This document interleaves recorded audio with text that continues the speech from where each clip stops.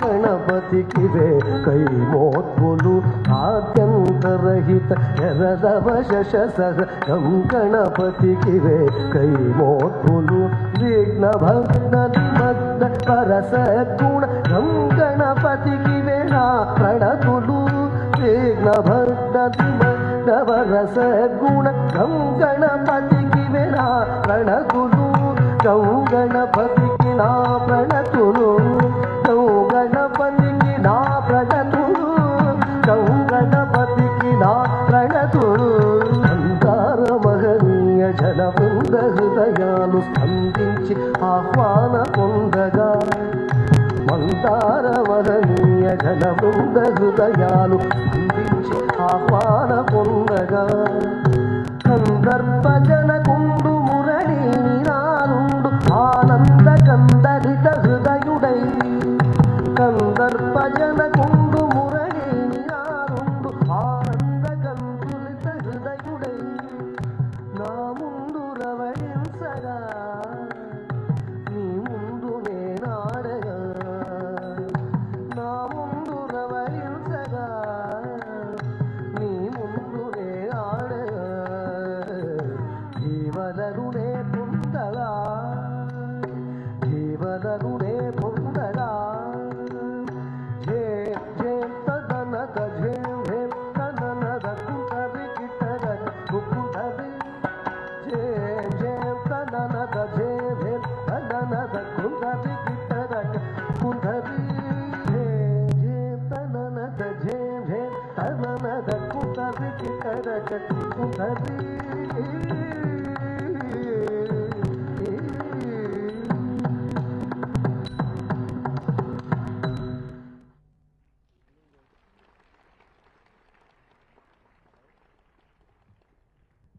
சலங்கையின் ஒளியால் செவிப்புலன்களையும் அழகிய நடனத்தால் எங்கள் மனதையும் கொள்ளை கொண்ட நாட்டிய குழுவினருக்கு நன்றி. அடுத்ததாக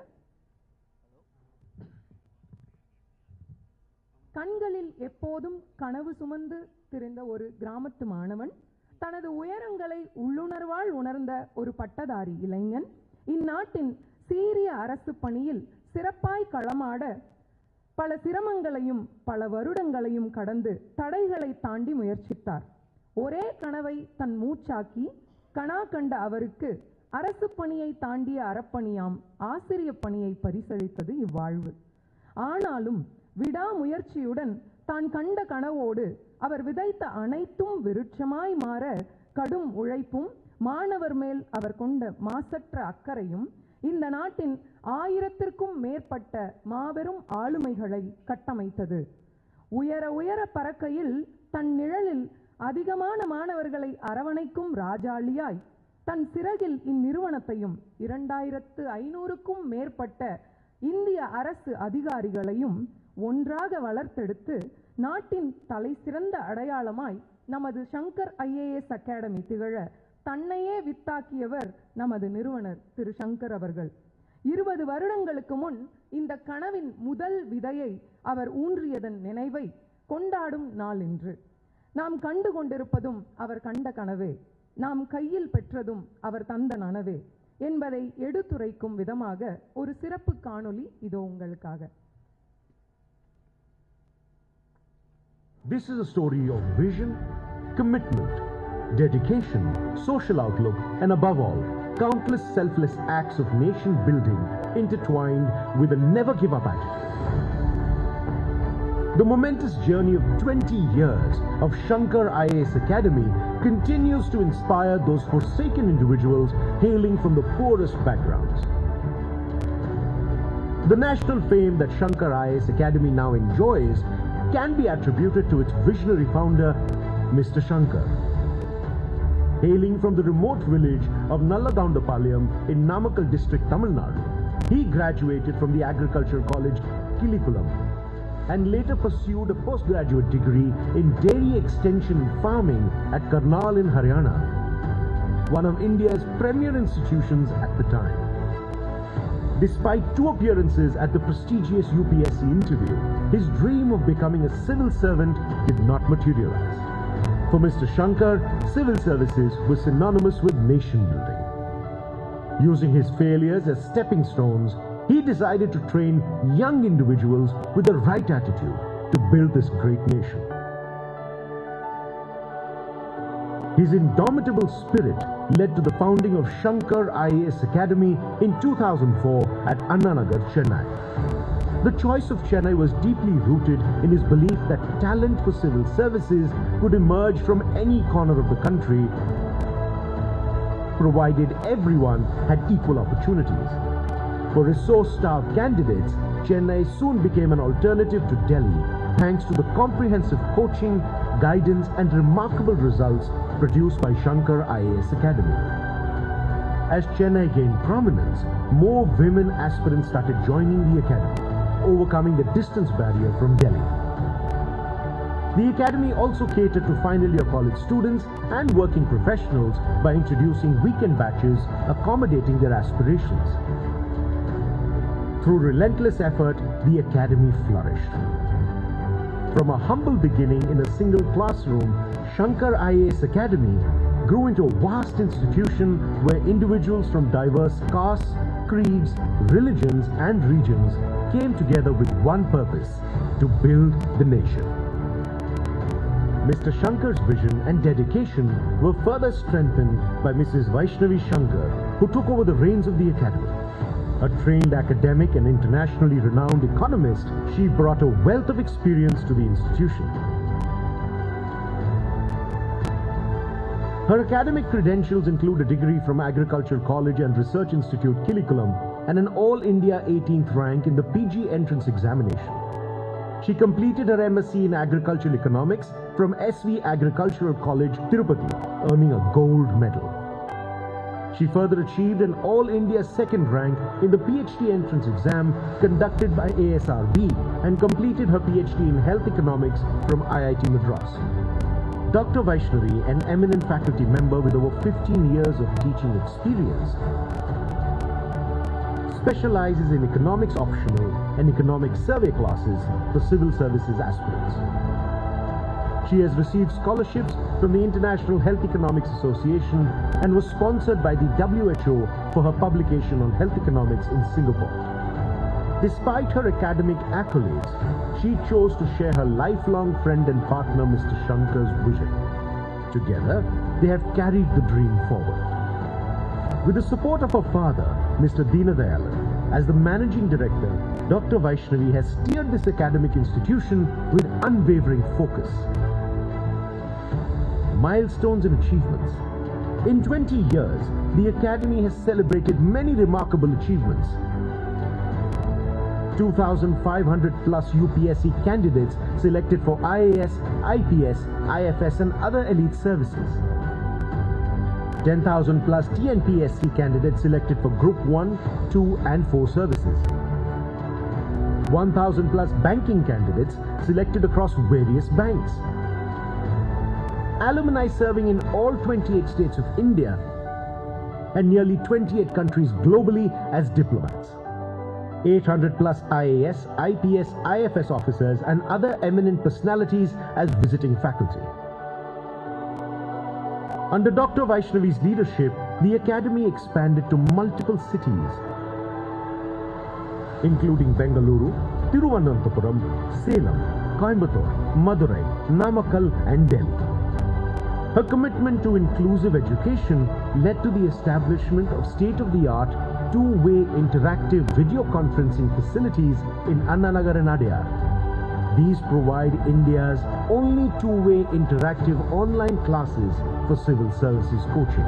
The Academy's inclusive approach is evident in the Shankar Memorial Educational and Charitable Trust, which offers free UPSC coaching to economically deprived, differently abled candidates every year. In collaboration with the Sigaram Foundation, the Academy also provides subsidized coaching for selected candidates. Owing to consistent results, quality pedagogy, experienced faculty, and high-class infrastructure,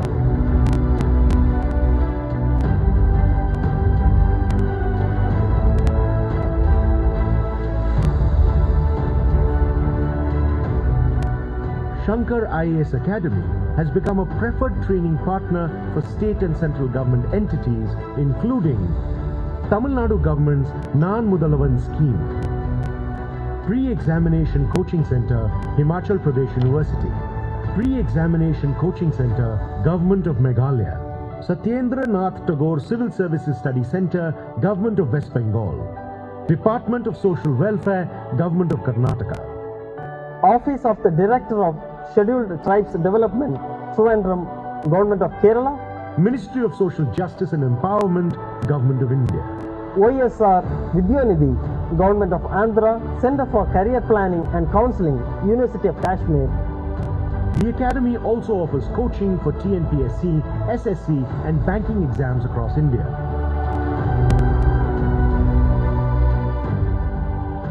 Legacy of Dreams.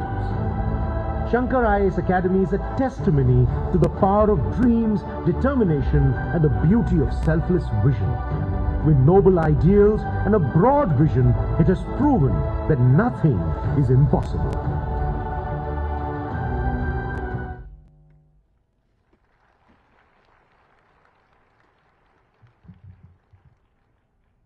தெற்கிலிருந்து எப்போதும் UPSC படிக்க டெல்லியையே பார்த்து கொண்டிருந்த தமிழ்நாட்டு மாணவர்களுக்கும் மேலும் பல தென் மாவட்டங்களுக்கும் நமது கிராமத்து மாணவர்களுக்கும் தெற்கிலிருந்தே நீ டெல்லிக்கு செல்லலாம் என்று ஒளிவிளக்கை காமித்தவர் நமது திரு சங்கர் அவர்கள். கிராமத்து மாணவர்களுக்கும் தமிழ் வழி கல்வியில் கற்பவர்களுக்கும் அவர் அளித்த நம்பிக்கையும் ஊக்கமும் அளப்பரியது. இன்று 28 மாநிலங்களிலும் இருக்கும் அனைத்து நாடுகளிலும் நமது அரசு அதிகாரிகள் எங்கேயும் பணி செய்யும் பொழுது குருவாக தன்னை வரித்து கொள்ள அனைத்து தகுதிகளையும் பெற்றவர் நமது திரு சங்கர் அவர்கள். இந்த சிறப்பு காணொளியின் மூலமாக அவருக்கு ஒரு நிறைந்த வணக்கத்தை செலுத்தியதில் பெருமை கொள்கிறது சங்கர் ஐஏஎஸ் அகாடமி.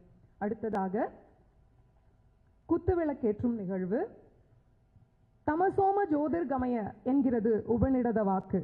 அதன் பொருளானது ஒளிக்கு எங்களை வழிநடத்துங்கள் என்பதாகும். உபநிடத வாக்குக்கேற்ப ஒளிக்கு எங்களை வழிநடத்தும் வண்ணம் சிறப்பு விருந்தினர்கள் அவர்களையும் கௌரவ விருந்தினர்கள் அனைவரையும் குத்துவிளக்கேற்றி இந்நிகழ்வை துவங்குமாறு அன்புடன் அழைக்கிறோம்.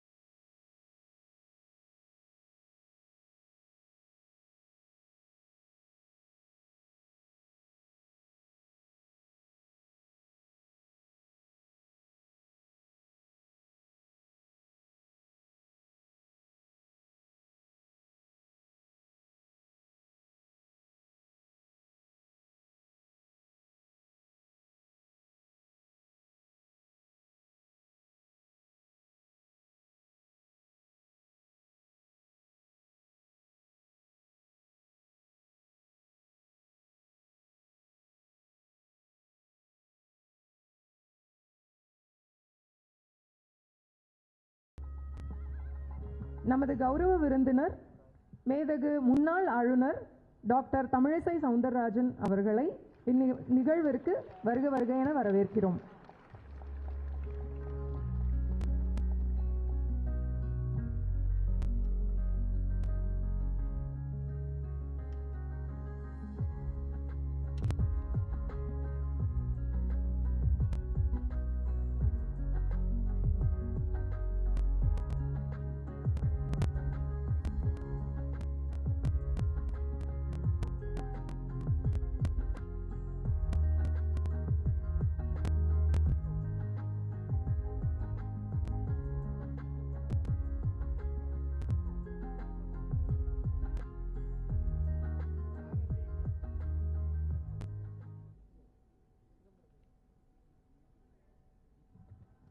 குத்துவிளக்கேற்றிய மரியாதைக்குரிய சிறப்பு விருந்தினர் அவர்களுக்கும் மற்றும் அனைத்து கௌரவ விருந்தினர்களுக்கும் மிக்க நன்றி. அஞ்சாமை ஈகை அறிவூக்கம் இந்நான்கும் எஞ்சாமை வேந்தற்கியல்பு என்கிறது வள்ளுவம். கண்ட கனவுகளை எவ்வளவு இடர் வரினும் காப்பாற்றும் துணிவும் ஊக்கமும் பெற்ற நிர்வாக தலைவர் முனைவர் திருமதி வைஷ்ணவி அவர்களை இவ்விருபதாம் ஆண்டு விழாவிற்கு வருகை தந்த அனைவரையும் வரவேற்று உரையாற்ற அன்புடன் அழைக்கிறோம்.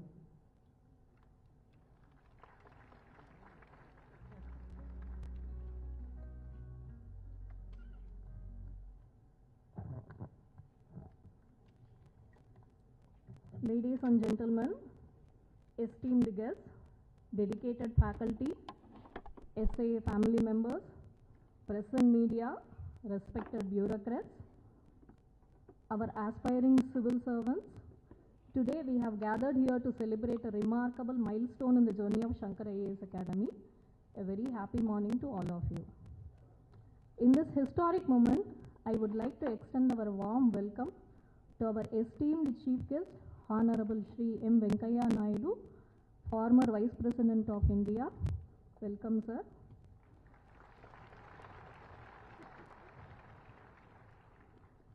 Shri P. Sadasivam, sir, former Chief Justice of India and former Governor of Kerala.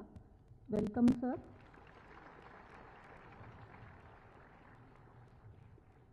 Shri Tamilsai Soundararajan, ma'am, former Governor of Telangana and Puducherry.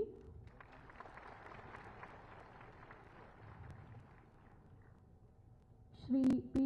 Ramasamy, former Secretary, Department of Science and Technology.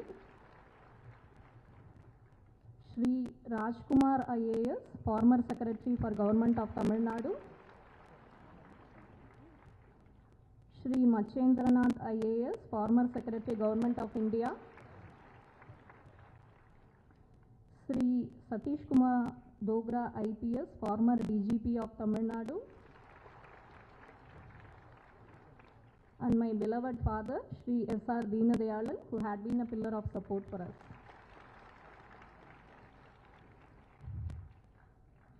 "20 years ago, a vision was born, a vision to empower individuals with the knowledge, skills and confidence to transform not just their lives, but also the lives of countless others. Today, we honor that vision as we celebrate the 20th anniversary of Shankar IAS Academy. As I stand before you, I am filled with admiration for all those who have been part of this incredible journey.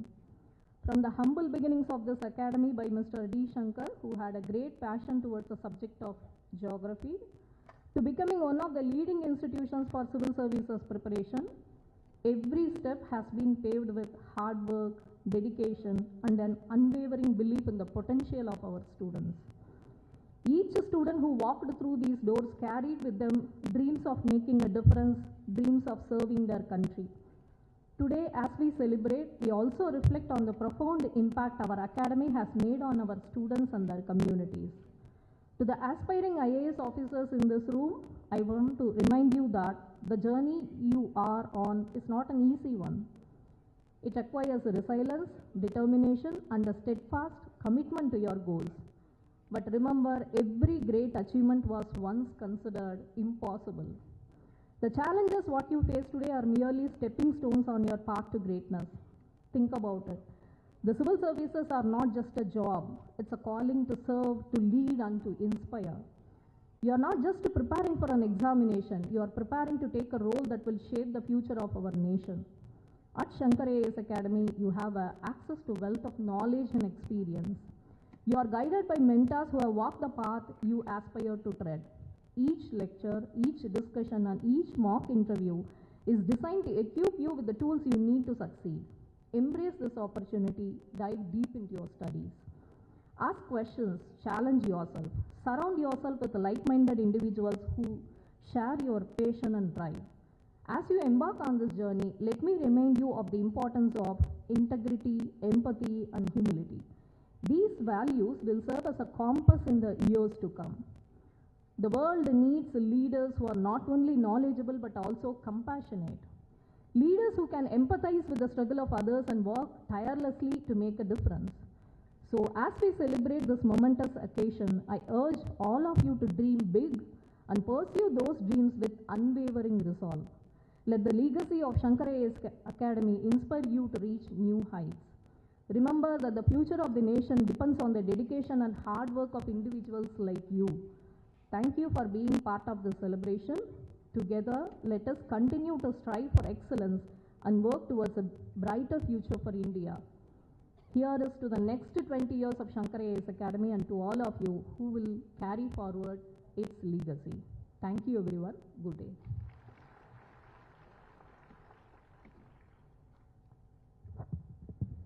Thank you, ma'am, for your warm welcome and the inspiring speech.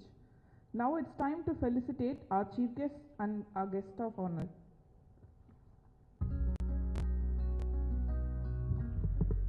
முதலாவதாக நம் விழாவின் முக்கிய சிறப்பு விருந்தினர் மேதகு முன்னாள் துணை குடியரசுத் தலைவர் உயர் திரு வெங்கையா நாயுடு அவர்களுக்கு பொன்னாடை அணிவித்து மரியாதை செலுத்த நமது நிறுவனத்தின் மேனேஜிங் பார்ட்னர் திரு தீனதயாளன் அவர்களை அன்புடன் அழைக்கிறோம்.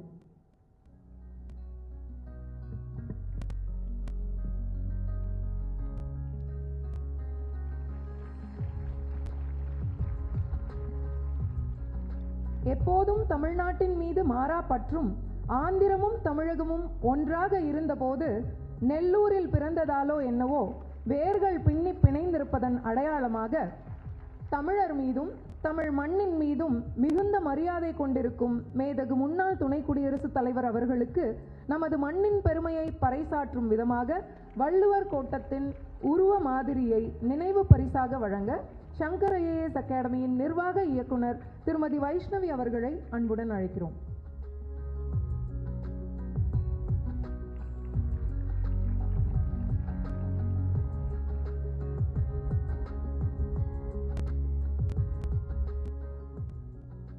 நமது தமிழகத்தின் சிறப்பு அடையாளம் கௌரவ விருந்தினர் உச்சநீதிமன்றத்தின் முன்னாள் தலைமை நீதியரசரும் மற்றும் கேரளத்தின் முன்னாள் ஆளுநருமான நீதியரசர் திரு சதாசிவம் அவர்களுக்கு பொன்னாடை அணிவித்து மரியாதை செலுத்த நமது நிறுவனத்தின் அட்மினிஸ்ட்ரேஷன் ஹெட் திரு பாஸ்கர் அவர்களை அன்புடன் அழைக்கிறோம்.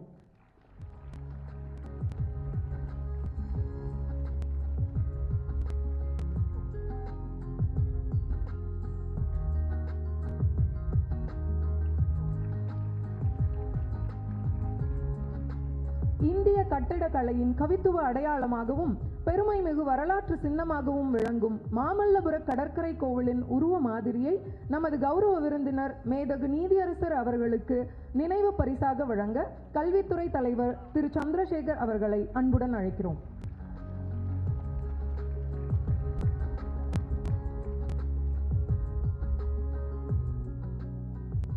நமது கௌரவ விருந்தினர் தெலுங்கானா மற்றும் புதுச்சேரியின் மேதகு முன்னாள் ஆளுநர் திருமதி தமிழிசை சவுந்தரராஜன் அவர்களுக்கு பொன்னாடை அணிவித்து கௌரவிக்க சங்கர் ஐஏஎஸ் அகாடமியின் சமூகவியல் பிரிவின் சீனியர் ஃபேக்கல்டி திருமதி ரஜிதா சிவசங்கரன் அவர்களை அன்புடன் அழைக்கிறோம்.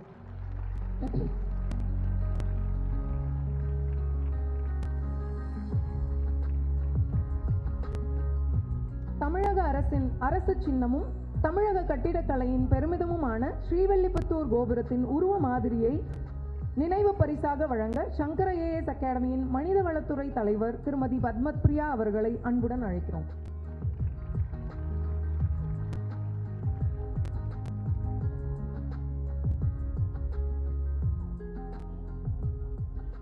இந்திய அரசின் அறிவியல் மற்றும் தொழில்நுட்பத் துறையின் முன்னாள் செயலாளரும் நமது கௌரவ விருந்தினருமான மரியாதைக்குரிய டாக்டர் பி. ராமசாமி அவர்களுக்கு பொன்னாடை அணிவித்து சிறப்பு செய்ய நமது தமிழ்துறை ஆசிரியர் திரு இளங்கோ அவர்களை அன்புடன் அழைக்கிறோம்.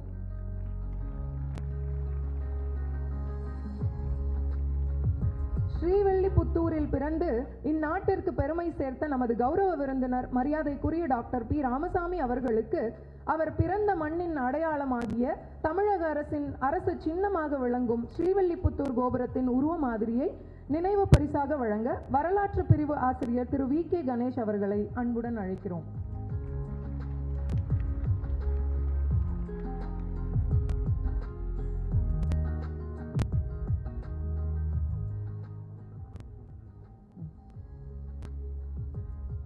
மக்கள் நலனையே தன் பணியின் குறிக்கோளாக கருதி உழைத்து தமிழக அரசின் முன்னாள் துணை தலைமைச் செயலாளராக பணியாற்றிய நமது கௌரவ விருந்தினர் மரியாதைக்குரிய உயர் திரு ஜி. ஏ. ராஜ்குமார் ஐஏஎஸ் அவர்களுக்கு பொன்னாடை அணிவித்து கௌரவிக்க நமது சட்டப்பிரிவு ஆசிரியர் திரு கார்த்திகேயன் அவர்களை அன்புடன் அழைக்கிறோம்.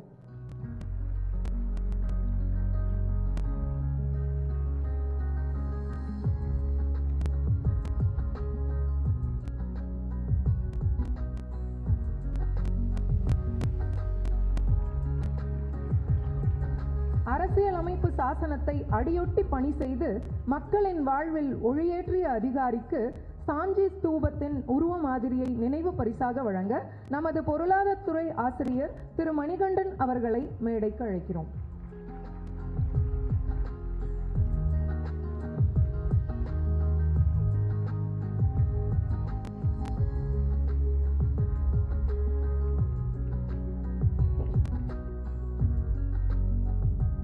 நெல்லையில் பிறந்து ஆட்சிப்பணித்துறையில் அமர்ந்து வான்வழி, கடல் வழி, சாலை வழி போக்குவரத்து என அனைத்து துறைகளிலும் தடம் பதித்து தேசத்தின் பயணத்தில் மாற்றம் விளைவித்த நமது கௌரவ விருந்தினர் முன்னாள் அரசு செயலருமான திரு மச்சேந்திரநாதன் ஐஏஎஸ் அவர்களுக்கு பொன்னாடை அணிவித்து கௌரவிக்க நமது நிறுவனத்தின் ஹெட் ஆஃப் மெயின்டெனன்ஸ் திரு வெங்கட் பிரசாத் அவர்களை அன்புடன் மேடைக்கு அழைக்கிறோம்.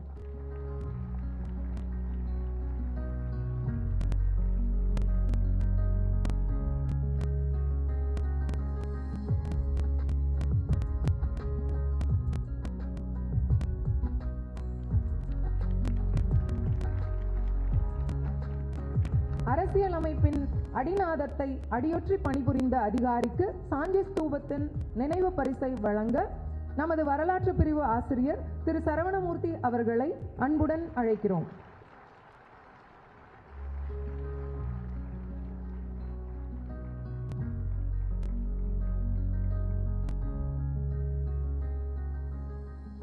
வடமாநிலத்தில் பிறந்து தமிழகத்தின் தலைமை காவல் இயக்குனர் எனும் உயரிய பதவியில் பணி நிறைவு செய்த முன்னாள் டிஜிபி மரியாதைக்குரிய திரு சதீஷ்குமார் போக்ரா ஐபிஎஸ் அவர்களுக்கு பொன்னாடை அணிவித்து கௌரவிக்க நமது பொது நிர்வாகத்துறை ஆசிரியர் திரு அருண் அவர்களை அன்புடன் அழைக்கிறோம்.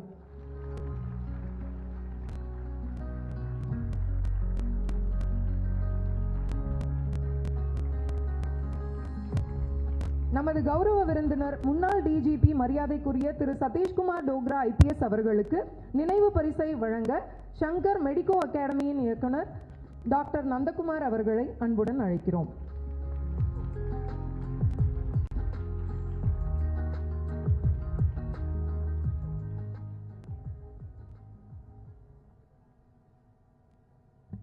ஒருங்கிணைந்த தமிழகத்தின் நெல்லூரில் பிறந்து இந்தியாவின் ஒப்பற்ற தலைவருள் ஒருவராக உயர்ந்து தவிர்க்க முடியாத அரசியல் ஆளுமையாக உருவெடுத்து தற்போது தலைமை சிறப்புரை ஆற்ற இருக்கும் மேதகு முன்னாள் துணை குடியரசுத் தலைவர் திரு வெங்கையா நாயுடு பற்றிய ஓரிரு வரிகள்.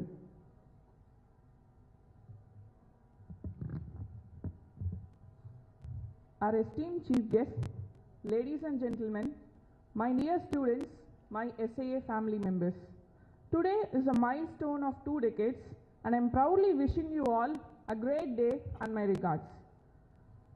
It's a privilege and a great honor to introduce our Honorable former Vice President of India, Sri Venkaiah Naidu, a leader who has dedicated his life in serving the nation with passion and integrity.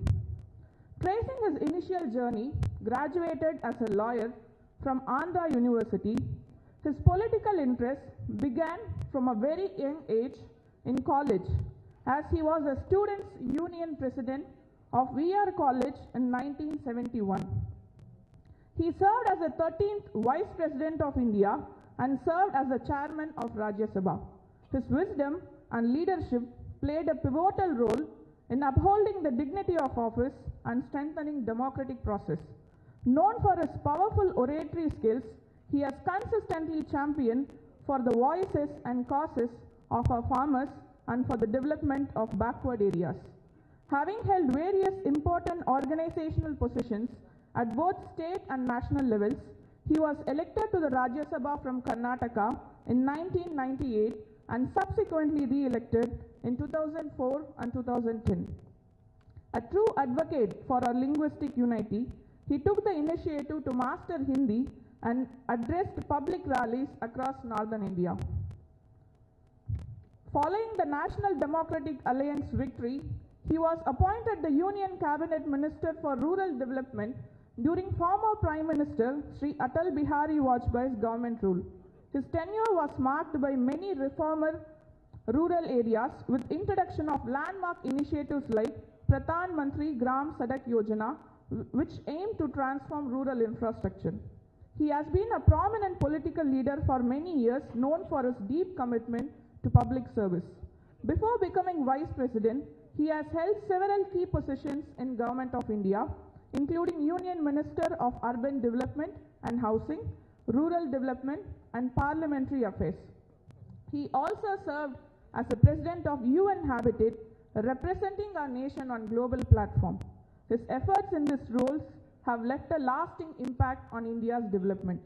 Adding one more to many of his achievements, Honorable Sri M. Venkaiah Naidu conferred doctorate for contribution in rule of law, democracy and sustainable development by University of Peace. He is also a strong advocate for our Indian culture, heritage and languages. His inspiring journey from humble beginnings to one of his highest office in the country teaches the value of hard work, dedication and service to society.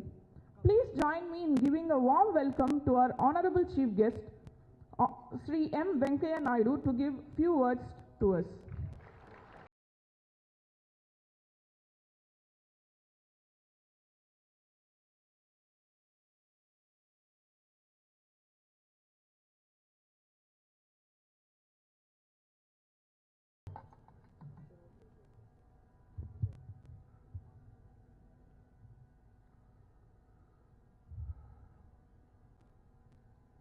மரியாதைக்குரிய முன்னாள் கேரளா அருண் அவர்கள் B. Sadasivam அவர்களே, மரியாதைக்குரிய doctor Tamilisai Soundararajan அவர்களே, இந்திய அரசின் முன்னாள் செயலாளர் டாக்டர் ராமசாமி அவர்களே, இந்திய அரசின் முன்னாள் செயலாளர் டாக்டர் மகேந்திரநாதன் அவர்களே, திரு டோக்ரா முன்னாள் DGP,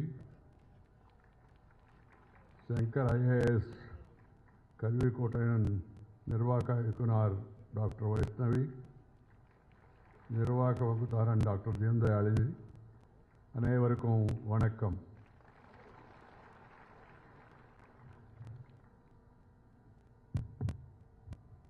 I think it is first time in my life that I am the first speaker. But keeping in view my other engagement, I think they have given me this opportunity to be the first speaker. There are many eminent people on the dais. You will be benefited to have the wisdom through their speeches. I am really happy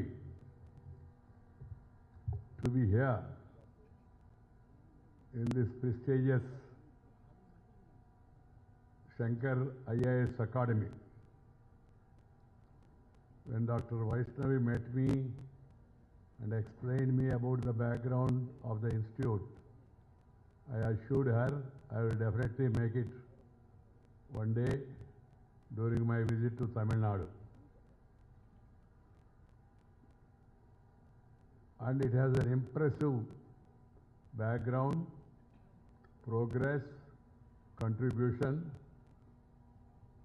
to the civil service in the country all these years, 20 years. My dear youngsters, I am very happy to know the presentation and also the information given to me that this academy has emerged as a catalyst making this challenging journey more accessible to the aspirants across India. I am told that the academy has empowered many individuals. You also saw the presentation and the contribution made by the academy. I would like to first compliment the academy for this wonderful education initiative and preparing the future civil servants for the country. Civil servants play a central role in governance and development of a nation. Therefore, the first Home Minister of India,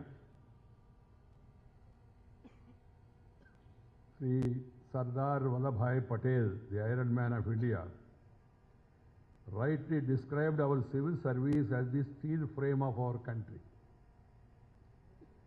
Civil servants are the backbone of any democratic government, executing policies. Politicians, legislators, parliamentarians, and officers, they formulate and they pass and then present to the nation various policies and programs and also welfare measures. But it is the responsibility and duty of the civil servants to see that they are properly executed. So it's a very important responsibility.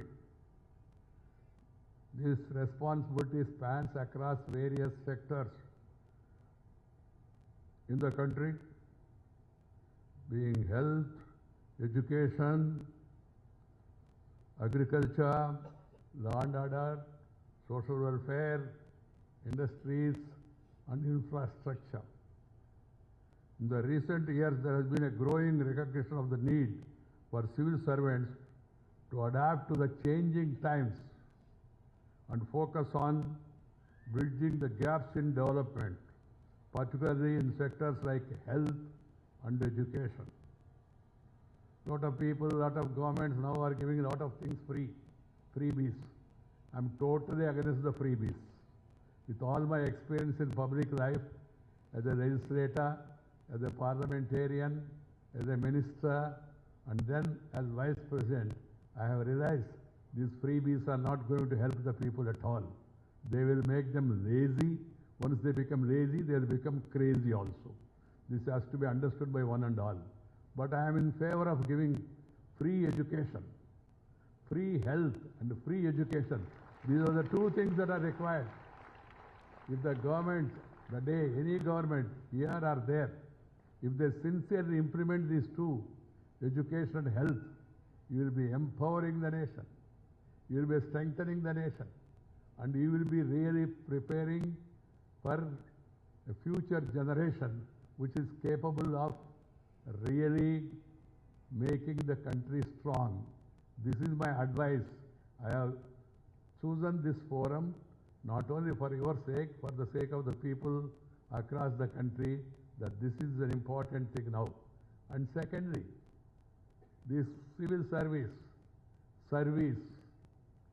politics, health and education and civil service, they used to be called as a mission for the nation, without expecting commission or giving remission or doing any omission. Passion for the nation, that is what is required. Passion for the nation. Nation means people across the country, from all walks of life.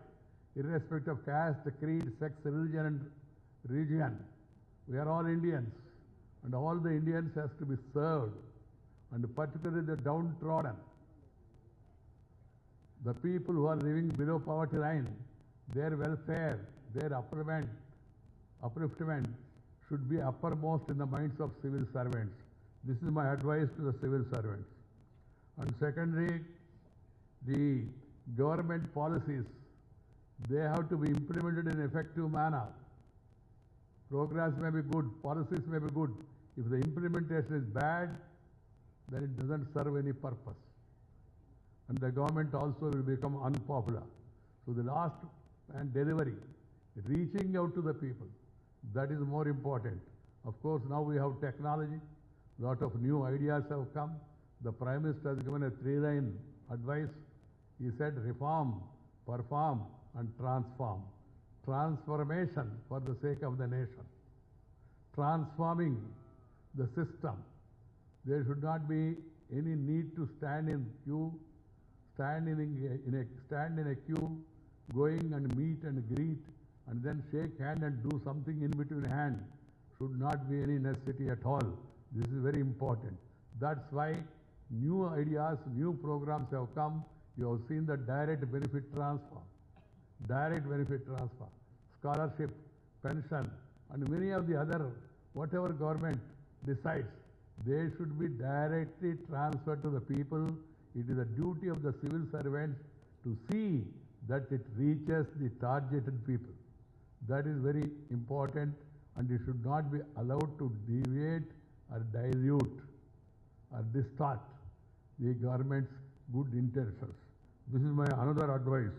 My dear youngsters who are all going through this training, pay attention. Try to learn as much as you can. Various issues. We are a vast country. We have a lot of problems also. So we should really try to understand the country first and the problems next. And then during the course I was saying that we must ask questions. This is what is required, questions. That's why I advise to the parliamentarians also to utilize the question hour properly. If we nowadays it has become a fashion to disturb the question hour and not to have any questions at all. The purpose is lost. The ministers, for the information of the legislators, I would like to tell them, the ministers will be happy because you are not asking questions. He is happy. You are not asking searching questions. You are not trying to elicit proper information. Or you are not trying to corner the government. Instead of asking questions in parliament, some people are coming out and asking questions outside. Outside, nobody is going to answer your question. Simple. This has to be understood by our parliamentarians also. Parliamentarians, legislators, and the people at the higher level, they are ideals to the people. So they are role models. The role models should conduct themselves in a better manner, maintain high standards, set up high standards, and then guide the people. If they themselves trying to disrupt, obstruction, destruction has become a fashion nowadays. I am not talking of this party or that party. I am out of politics. So there is no question of mentioning any party. And of course, we are seeing there is not much difference except few. Keeping this in mind, people in legislature, they should perform their responsibility. People in civil service, they should perform their responsibility for the betterment of the nation. Another point I want to make is the country is moving forward. Once upon a time, India was known as a Viswa Guru. Students from across the globe, they used to come to India and study in Nalanda and Takshashila. Centers of learning and excellence. Foreign students also used to come. It is not that we are boasting about our country. Fahian, Huan Song, the Chinese historians, they came, they also wrote about it. But unfortunately, afterwards, our history has been distorted. We were told that Alexander the Great, and also Robert Clive the Great, Alexander the Great, history being taught to the students, but not Veerapande Kattabomman, but not Allur Sitaramraju, but not Jhansi Lakshmibai. So this distortion also has to go. I'm happy that the new education policy brings a lot of changes and gives proper direction in the interest of the nation. And another thing is that the people who are aspiring to be civil servants, they must try to learn as many languages as possible. As many languages as possible. What I suggest is first mother tongue, later brother tongue, afterwards any other tongue. This has to be the program. When I was addressing a meeting in interior Tamil Nadu, one boy told me, sir, Hindi is being imposed, forced on us. I said, I am against imposition. The children, they started clapping. And I said, I am against imposition. Against imposition. I told them there should not be any imposition. Second point I told them is there should not be any opposition. That is my proposition. It should be your position also. I have my own experience. I am from Nellore. We were slightly influenced by Tamil Nadu, and we have a special liking for Tamil Nadu also. You know also that I am coming often to this part of the country because Tamil culture, Tamilian people, they are very hard-working, they are very sincere and very genuine. So I have a special liking for Tamil Nadu. And a lot of people from this state has risen to the higher positions, including the top civil service posts also. And they have provided an excellent administration, best civil servants from Tamil Nadu people is to say. And of course, at times, best ministers also. I am not talking about the present this thing because that will lead into controversies unnecessary. And I am not trying to make any comparison. My dear youngsters, try to learn first mother tongue, then other languages, then learn Hindi also. I know I am speaking in Tamil Nadu. Yes, I am speaking in Tamil Nadu. Tamil Nadu is part of India. That is Bharat. So our children here, if you don't learn Hindi, you will be missing opportunities to go to the national level. National level. I have not studied Hindi properly during my childhood because of the influence. There was a strike going on, anti-Hindi agitation.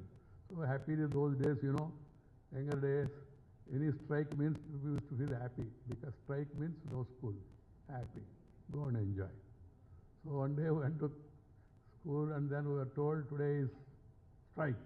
Then we came out without knowing what is the issue for the strike also. There is saying that one parent came here to meet his son in Pachappa's college. Students were all on the road.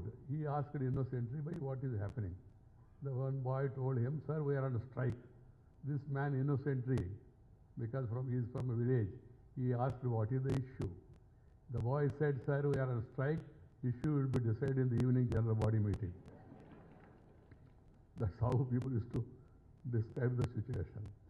So then we came out and then we were inquiring, Hamara shahar mein Hindi kahan hai? Where is Hindi in our town? Because in Nellore there was no Hindi. Each one replied others, and then one boy came and he said, sir, two places Hindi is there. What are the two places? One is the railway station, another is the post office. We got divided into two batches and went and then put tar there. Later, after reaching Delhi as the General Secretary of the BJP, I have realized I have not put tar to that signboard, I have put tar on my face. Because without Hindi, you can't communicate with the people. Go to Uttar Pradesh, Madhya Pradesh, Rajasthan, Chhattisgarh, Jharkhand, Bihar, Orissa, Madhya Pradesh, really all those, many of these regions, Rajasthan. You will not be, if you speak in English, only 2% people will be able to understand. So you have to, not only Hindi. My advice is try to learn as many languages possible. We have beautiful Indian languages. Telugu, Tamil, Kannada, Malayali, Marathi, Assami, Punjabi, Bhojpuri. So many languages are there.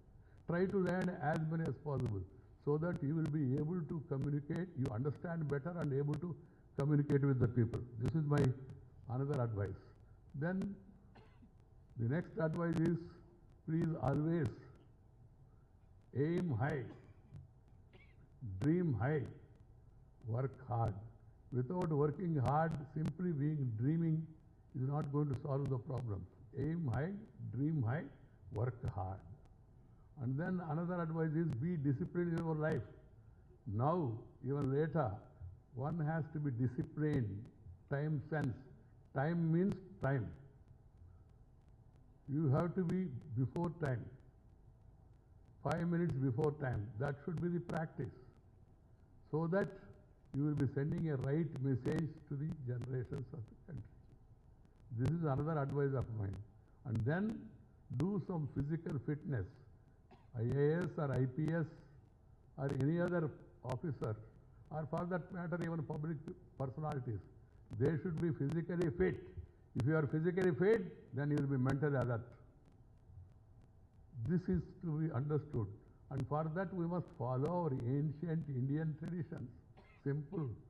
Rise with the sun. Sun. Not the local party sun.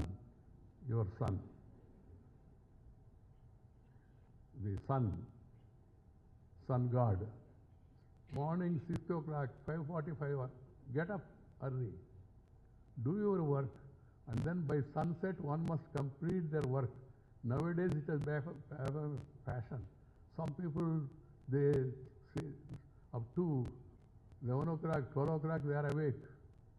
And I asked one family, they said, sir, my boy works very hard, but he slept late. And that's why he could not get up. And I went to their house. Then I said, call that boy. I called the boy, asked him, what is it you have done yesterday? He said, uncle, I was so busy. I said, for my sake, for my understanding, please write down. I am giving you a paper, one paper, full paper, what you have done yesterday, since morning.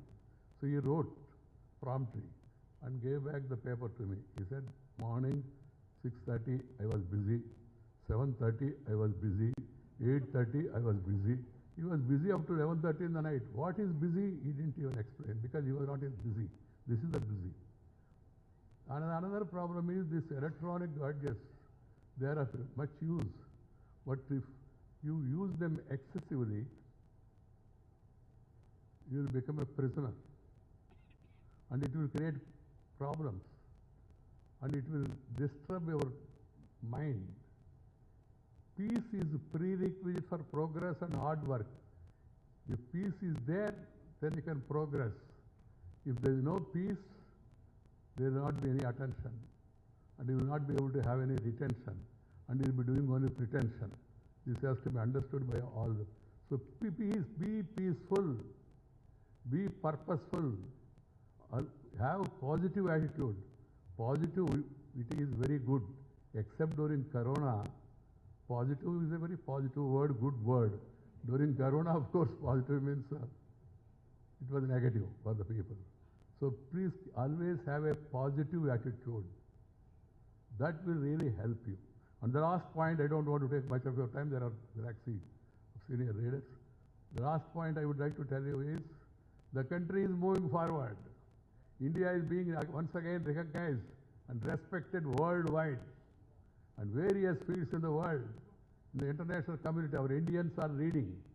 And the people from South, they are more in the forefront. Sundar Pichai, Indira Nooyi, or even Satya Nadella.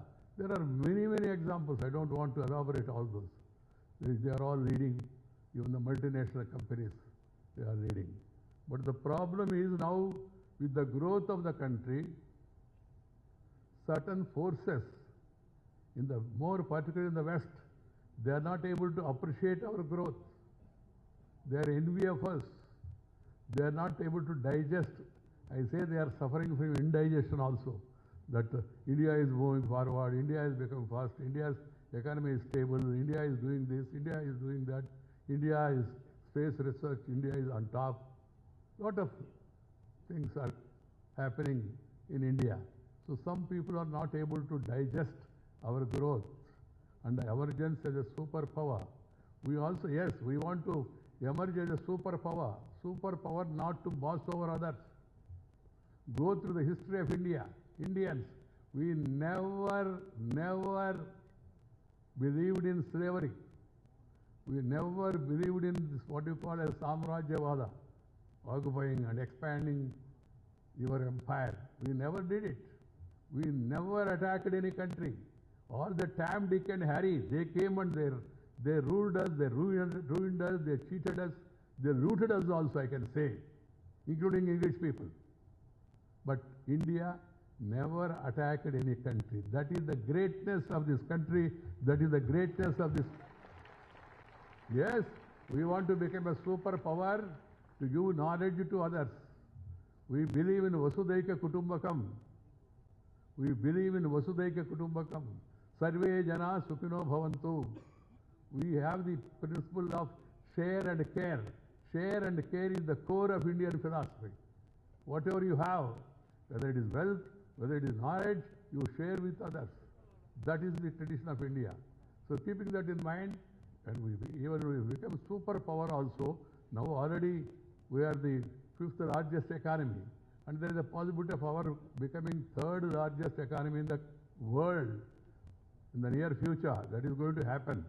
None can stop our growth, but that is to share your knowledge, your wealth with others, not to boss over anybody, not to enslave anybody.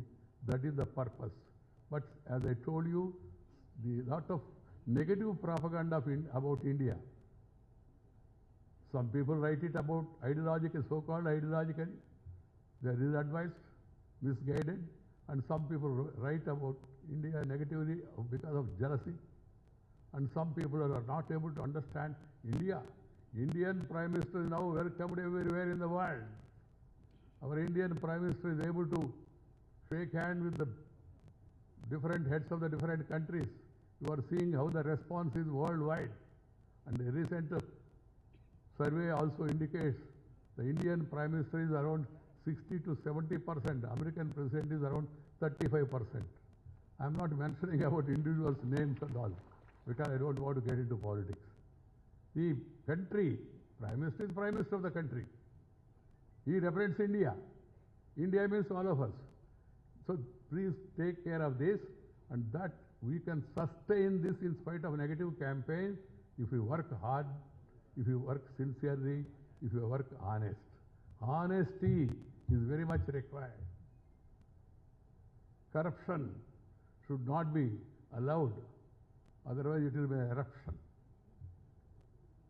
We should see to it that we serve the fellow Indians in the civil service or any other service, and give them a helping hand, and then move on to become a strong, stable, and prosperous and peaceful nation. Our conduct should not lead to any tension, because it will divert attention. Our conduct should be positive. Our conduct should be construction, not destruction or obstruction. This has to be understood and kept in mind by everybody. Why stressing all this is some of the youngsters who are all being trained here, they are likely to get into IAS or IPS or IFS. And then, if they perform their responsibilities to the best satisfaction of the people and the country and to their conscience, only two things should be kept in mind. Forget politics, it happens. Constitution and consciousness. Constitution and consciousness.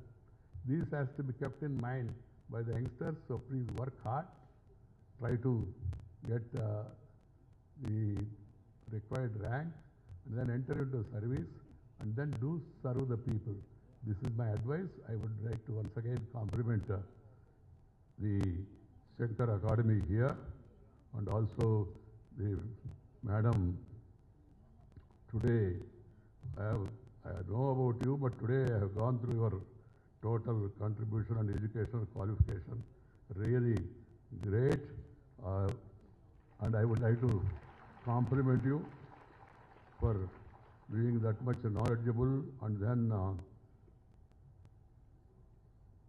Vaishnavi means for all. Throw the light and then guide them properly and keep it up. Congratulations. Thank you very much. Namaskar. Jai Hind. Nandri. Vanakkam.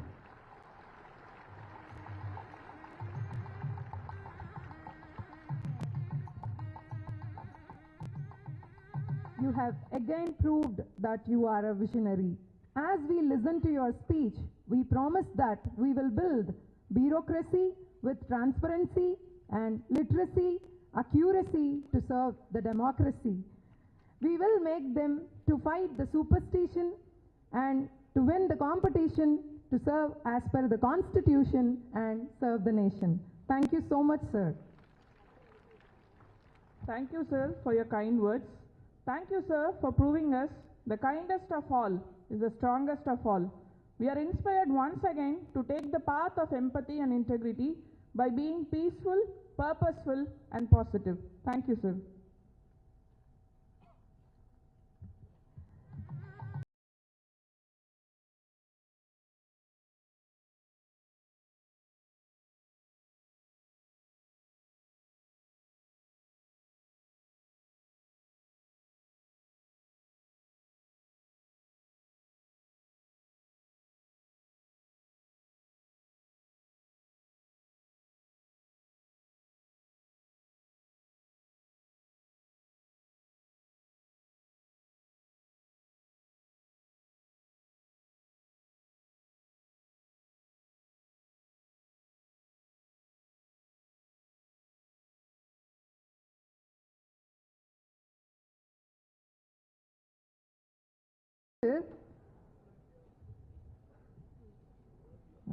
அடுத்ததாக கல்வனை கோரல் கடுங்கோல் அன்று வெல்வேல் கொற்றம் கான் என்கிறது சிலப்பதிகாரம். தவறிழைத்தோரை தண்டித்தல் கொடுங்கோல் அல்ல, அதுவே அரச நீதி என்பதே சிலப்பதிகாரம் கூறும் கூற்று. அதையே தன் வாழ்வாக்கி மனித குலத்தின் அநீதிகளை தட்டி கேட்டவர் ஊனமுற்றோர் இடஒதுக்கீடு, நோட்டா எனும் உரிமையை தேர்தலில் பெற்று தந்தது, சஃபாய் கரம்சாரிகளுக்கான தீர்வு என நீதி அரசராகவே திகழ்ந்த நமது கௌரவ விருந்தினர் மேதகு முன்னாள் உச்சநீதிமன்ற தலைமை நீதியரசர் பற்றி சிறுவரிகள். Hope is a good thing, of course greatest of all. Judiciary has always been the light of hope to us all. I am honored and privileged to introduce such a hope of light, Honorable former Chief Justice of India, Sri P. Sadasivam, a distinguished leader whose career reflects exceptional service to our nation. He served as the 40th Chief Justice of India, holding the highest judicial office in the country from 2013 to 2014. He is only the second judge from Tamil Nadu to achieve this honor. He enrolled as an advocate in 1973 at the Madras High Court. His legal journey saw him rise through the ranks, first serving as an additional government pleader, later as a special government pleader in the same court. His exemplary skills and commitment to justice led to his appointment as a permanent judge of Madras High Court in 1996, followed by the Court of Punjab and Haryana High Court in 2007. In August 2007, he was elevated to Supreme Court of India, where he authored 338 judgments covering a wide range of significant legal issues. His tenure as the Chief Justice of India from 2013 to 2014 was marked by his deep understanding of law and his unwavering commitment to uphold justice. During this period, he also served as the chairman of General Council of Gujarat National Law University.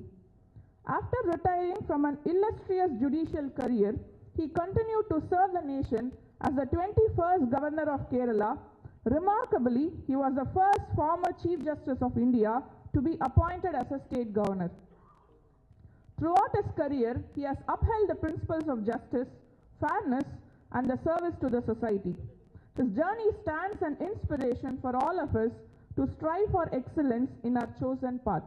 Let us all join hands in giving a warm welcome to our honorable chief guest to give a few inspiring words.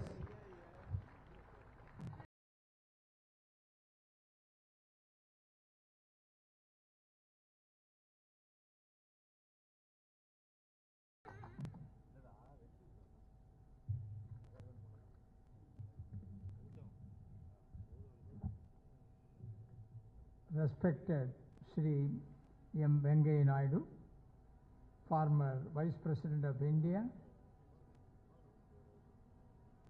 Madam Tamilisai Soundararajan, former Governor of Telangana, Dr. Ramaswamy, Dr. Rajkumar, Shri Machendranathan, Mr. Dogra, former DGP, other distinguished former secretaries, Mrs. Vaishnava Devi, Managing Director, Mr. Deena Dayalan, Managing Partner, other academicians, staff of this academy, respected audience present here, friends in media, good morning to all.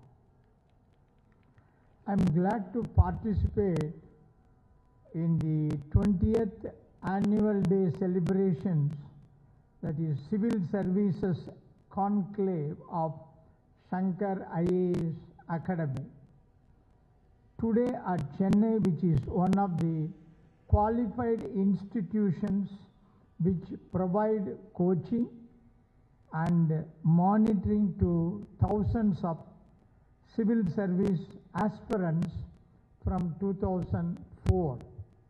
I was informed that this academy has evolved over the years to the extent in helping 1,900 plus candidates realize their dreams of becoming Bruvakarat. I also noted that this academy is providing online classes and having good infrastructure and other facilities. Now, in my address, I am going to explain the activities of this institution and do's and do nots of bureaucrats. Now, I started from a farming community. I am going to tell everything. I am going to take, it may take some more time. Studied in a government school, government college in Tamil medium, reached the highest position in the judiciary. That may be useful for the students present here. And when you become a Bruvakarat, either IAS or IPS or IFS, it may be useful. I had the opportunity to assess these officers' performance as a judge of the two high courts, Madras and Punjab and Haryana, and Supreme Court, and finally as a head of the judiciary. I also, worked as a governor of Kerala for full 5 years. There also I'm going to point out certain my own experience may be useful for all of you present here. Shankar IAS Academy is well-known coaching institute in India that specializes in preparing students for the Indian Civil Service examinations. Founded by Dr. Shankar in 2004, the Academy has built a reputation for providing a quality education and personalized guidance to the aspirants for the UPSC exam, one of the most competitive exams in India. Shankar IAS Academy has expanded its coaching offerings to include TNP, Tamil Nadu Public Service Commission, and banking exams, allowing aspirants to prepare for multiple competitive exams under one roof. Other details our academy itself has shown previously they have mentioned everything to you. I am not going to elaborate. Coming to the role of bureaucrats in India has been central to the functioning of Indian government since independence in 1947.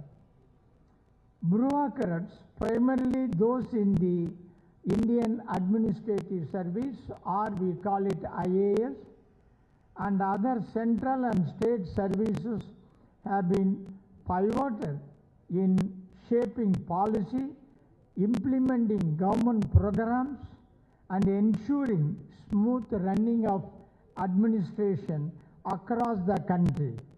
Since independence, Indian bureaucrats have taken on variety of roles in shaping the country's political, economic, and social landscape. Their influence and responsibility have been felt in the following ways. I'm going to briefly state. 1. Implementation of policy and administration. Governance and public administration. Bureaucrats are responsible for the administration of public policies across India, implementing laws and government schemes. They play a crucial role in the functioning of government at both central and state levels. See, as mentioned by our Honorable Vice President, political parties or leaders may frame several issues, policies, or they want to implement several policies. It is for the bureaucrats, that is officers, to guide them properly. They have to say whether it comes within their knowledge or not. I will give only one example. That's why I said I may take little time. When I was a governor of Kerala for full term 5 years, because my own experience in the judiciary, when I receive a file from the CM's office residence at 10 o'clock, my secretary before lunch, he will prepare a notes, what it contains. I never lie down even after taking lunch. So 3 o'clock, I go to my chamber, office, then I will go through the subject. What is the subject? Whether it comes under state or central. These are all elected by people. The state government or central government elected by people, majority. So if the subject is within their norms, the governor or even a guard has no role to stop it. So within half an hour after going through it, I will approve it, and I used to ask my secretary to return the file to CM's residence from the Rajbhavan car. So one day, first day, I worked under two chief ministers, Suman Chande, Congress, and President Pinarayi Vijayan. I received a phone call. Sir, I want to come and see you. No, I said, welcome, no problem. Chief Minister can meet Governor, but shall I know the purpose?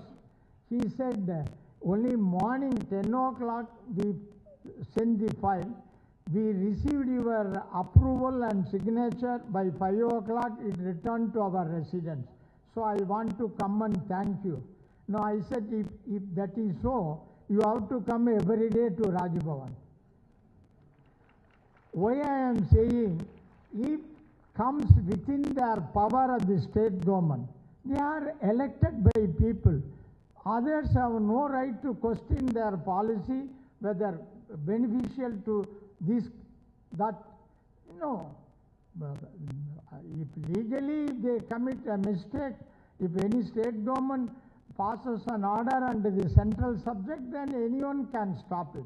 No, why I am saying, these are all very important for bureaucrats. Politicians may, political leaders may commit some mistake. It is the responsibility of the bureaucrats to correct it. Then planning and policy formulation. Indian bureaucrats were integral to the Planning Commission, later replaced as Niti Aayog, helping design India's 5-year plans for economic growth and development. Civil servants played key roles in the formation of policies across various sectors such as agriculture, education, health, infrastructure, industrial development. Another subject is law and order. Bureaucrats, particularly in positions like district collectors, superintendent of police, and other administrative heads, were directly responsible for maintaining law and order at the grassroots level. Another is economic development and industrialization. The role in economic planning post-independence, India adopted a socialist model development, and the Indian bureaucracy, especially in the economic planning, was instrumental in the development of public sector industries, agricultural policies, and infrastructure projects. Then Green Revolution. Bureaucrats were key players in the Green Revolution, that is 1960s-70s, which introduced modern agricultural practices in India, significantly increasing food production and ensuring self-sufficiency in food grains. Then industrialization. Then I am not elaborating that subject. Then social and welfare policies, social justice initiatives.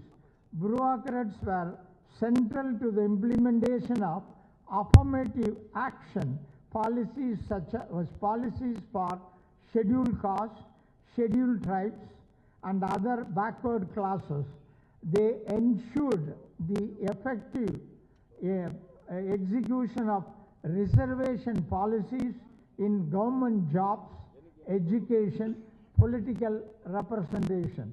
Then education and health care. Bureaucrats played a significant role in the implementation of government policies for universal education, public health, poverty alleviation. Programs like midday meals, national literacy mission, and public health initiatives were overseen by civil servants at the state and district level. Another important thing, handling national crises and disasters. Bureaucrats have been at the forefront of managing national crises such as natural disasters. All of you might have seen what happened or happening last 2 weeks in our state, how our chief minister, other ministers, and all the officers are working day and night to help the victims. And another subject is economic reforms. The bureaucratic machinery played a key role in economic liberalization in early 90s, guiding the transition from socialist economy to a market-driven economy. Today, India moves forward. There is a need for more transparent, efficient, accountable bureaucracy that can meet the demands of rapidly changing world. Another important thing, the evolving role of bureaucrats in the 21st century. In the 21st century, the role of bureaucrats in India has evolved significantly, driven by technological advancement, globalization, changing political dynamics, and the increasing demand for efficient, transparent, and citizen-centric governance. Bureaucrats continue to play a pivotal role in shaping countries' governance and administrative functions but their responsibilities now include navigating new challenges and opportunities brought by modern governance practices. Key aspects of bureaucrats' role in 21st century, just I will mention the topics only. Driving e-governance and digital transformation. All bureaucrats must be aware of the modern technology. Now, when I mention about me, how I struggled to dispose of the biggest case ever heard by Supreme Court, that is Bombay bomb blast case. I am going to, at that time, I was not in a position to handle computer or anything. So we means there is a minimum 2 judges bench. We could not even move fastly. So my request is bureaucrats must aware of this modern technology. Then Digital India initiative launched in 2015 is a key example of how bureaucrats are leveraging technology to enhance the delivery of public service. Then big data and AI. Bureaucrats today are expected to use data analysis, artificial intelligence, that is AI, and machine learning to improve decision-making process, optimize resource allocation, implement more effective public policies. For instance, data-driven policy making is used in sectors such as healthcare, agriculture, and urban planning. Smart cities. The bureaucrats are also central to the implementation of smart city projects which use technology to improve urban infrastructure, public services, and transportation systems, aiming to enhance the quality life for citizens. Enhancing transparency and accountability. Right to Information Act. Now publics are entitled to ask details, questions. Under Right to Information Act, the bureaucrats must inform all those details and apprise the political personalities also. Then transparency in procurement. Then managing complex policy implementation, policy innovation, public-private partnership, sustainability and green policies, citizen-centric governance, service delivery. That is, bureaucrats are at the core of transforming government service delivery to make it more citizen-centric. This involves creating efficient system that ensures that services like healthcare, education, welfare schemes, and social security reach the people who need them the most, especially in remote and rural areas. Next is public outreach and communication. Another one is inclusive development, which I have already explained. The role of bureaucrats, I have mentioned the role relating to scheduled castes, scheduled tribes, OBC. Likewise, in implementing welfare schemes like Manrega, Mahatma Gandhi National Rural Employment Guarantee Scheme, Pradhan Mantri Awas Yojana, and others are all critical in promoting inclusive growth. The bureaucrats must aware of all these projects. Actually, many of them, I'm sorry to say, many of them are unaware of what is going on in the Manrega. Most of the these women workers, of course, they work, but after all, it is a public money. They have to be satisfied with their work, and all these things have to be properly monitored. Then natural disasters, this also I have already explained. Public health crisis and administrative reforms and organizational efficiency. This also I explained.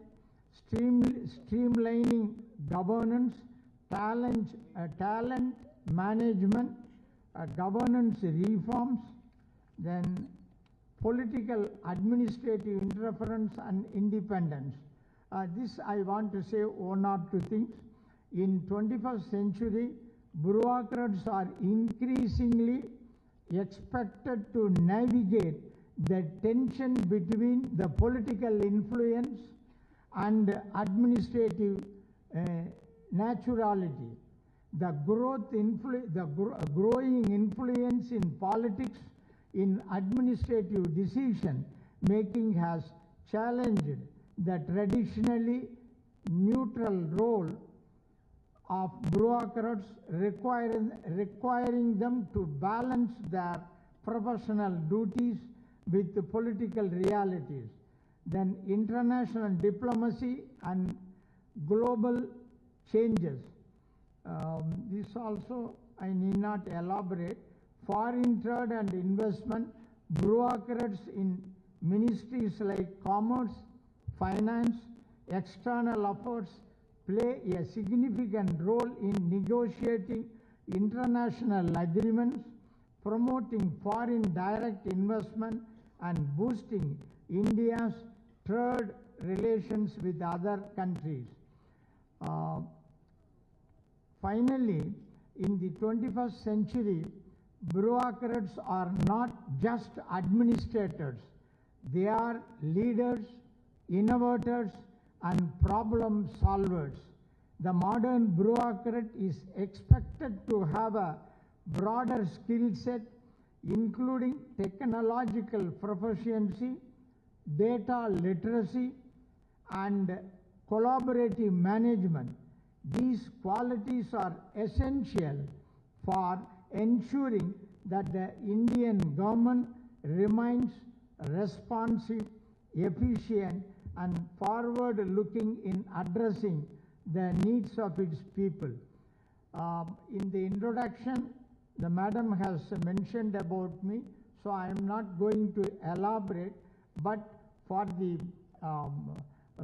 future bureaucrats sitting here, they must aware that my studies started as a farmer's son, studied in government school Tamil medium, government law college, started in practicing high court and served as a law officer, then elevated as a permanent judge of the Madras High Court on 8/1/96, and after serving 10 years, transferred to Punjab and Haryana High Court, then elevated to Supreme Court on 21/8/2007, followed by the honor of rendering head of Indian Judicial Service in the position of 40th Chief Justice of India, and retired on 26/4/2014.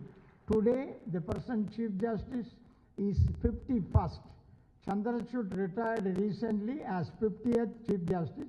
Present Chief Justice is 51.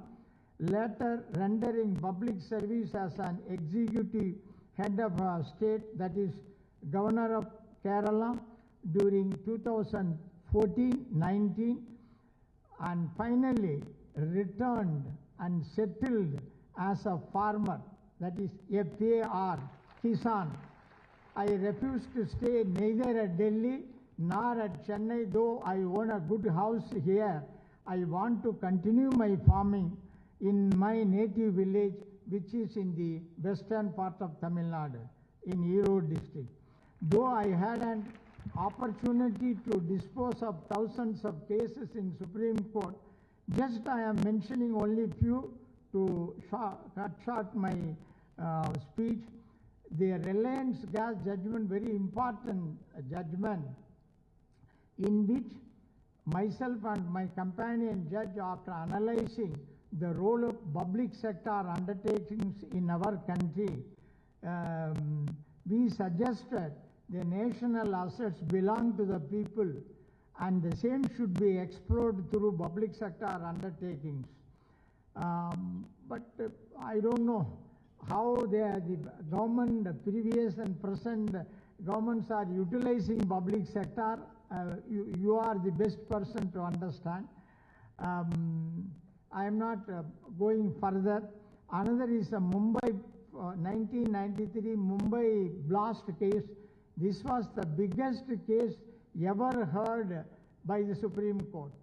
Trial went for 14 years, and after the conviction, the High Court has no role, only Supreme Court has jurisdiction.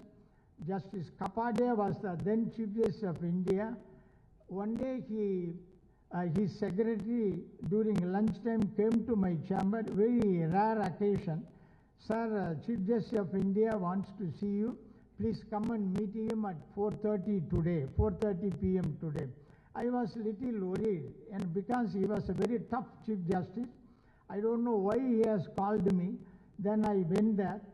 He said, brother, I am going to entrust this Bombay blast case to you. You are free to select your companion judge, because Supreme Court, all cases are being heard by minimum 2, 3, 5, 7 like that. Then I accepted. Chief, whatever you say, I am ready to work. Then after 1 week, I think March, some vacation there in North India, holy vacation. I asked my secretary to send those judgment copies so that I will read in my village. She was standing like a tree. I asked her, what is the problem? Sir, if you want to send it to your village, I have to send it in a lorry. 13,000 records, you can't carry it in a flight. Then I said, leave it.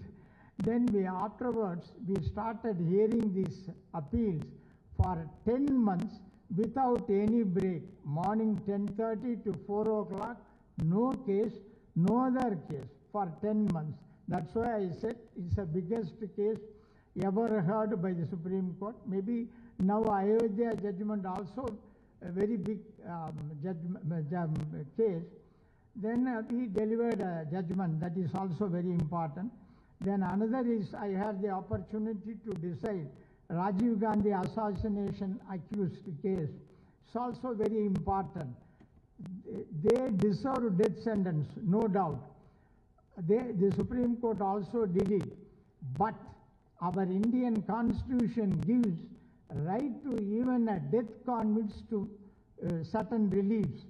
So all of them made a mercy petition to the President of India, that is Karunai Manu. Unfortunately, that was kept pending for more than 7 years. Then a PIL was filed by all 7 people that came up before me. The only reason by the then Union of Government said the incident took place at extreme south, and it took several years to take all the records to Delhi Home Ministry, then to prepare a notes to place it before President. No, I said Sri Perumbudur is not a far away, it's a part of Tamil Nadu, and from Chennai number of flights are there. Even if it is loaded in a lorry, it will reach within a week. So several years may not be a sufficient ground. Then we rely on many provisions in the Constitution, United Nations organizations schemes. Then I held, in the absence of acceptable reason, they cannot be executed. We converted death into life. At that time, they were in jail for nearly 26 or 27 years. Then, based on their conduct in the prison, when they complete 31 years, then state government released all of them. Now they have gone to their native state also. No, why I am mentioning, when I retired, on the date of retirement, normally the President of India hosts a dinner for the retiring Chief Justice. But after 1 week, Mr. Pranab Mukherjee, then Honorable President, invited me and my wife for a lunch, private lunch. We went there. After finishing lunch in his dining, he asked his daughter to take my wife to Mughal Garden, and he was holding my right hand. He took me to his office room. Sir, what for you are taking me there? I asked. Please come. Then he asked me, see, this is my office table. I am keeping your judgment, that disposal of mercy petition judgment in my table. Whenever I receive mercy petition, that judgment will remind me, don't delay it. Within 2 weeks, I used to dispose of those petitions. He showed me. Now I said, sir, that is not my intention. If acceptable reasons are there, within a reasonable time you have to pass an order, you can retain, but not several years, because our constitution gives right to even death convicts. I took it as prestige for that judgment. Then prohibition of manual scavenging, this also on seeing many persons going inside the manhole of drainage, many persons die. So we prohibited, whenever no one is permitted to enter the manhole and use those things by hand. And in case of death, compensation of ₹10 lakhs have to be awarded by the concerned state. And under the Disabilities Act, knowing the problems of various disabled persons, we made an observation to the Parliament to increase the reservation from 3% to 4%. That was also done immediately. Then another thing, you know, these MP and MLAs, they are having constituency fund. That was challenged in the Supreme Court. That was heard and the judgment was prepared by me. I upheld. We issued various directions to our MPs and MLAs. Then Nota, somebody mentioned in the morning. Nota also, I spent 1 day in the court hall itself with the assistance of Chief Election Commissioner. We prepared that. Then BBPAT, that is, whenever you select a political party or a person, a small slip will come. That was also our innovation, and we passed an order.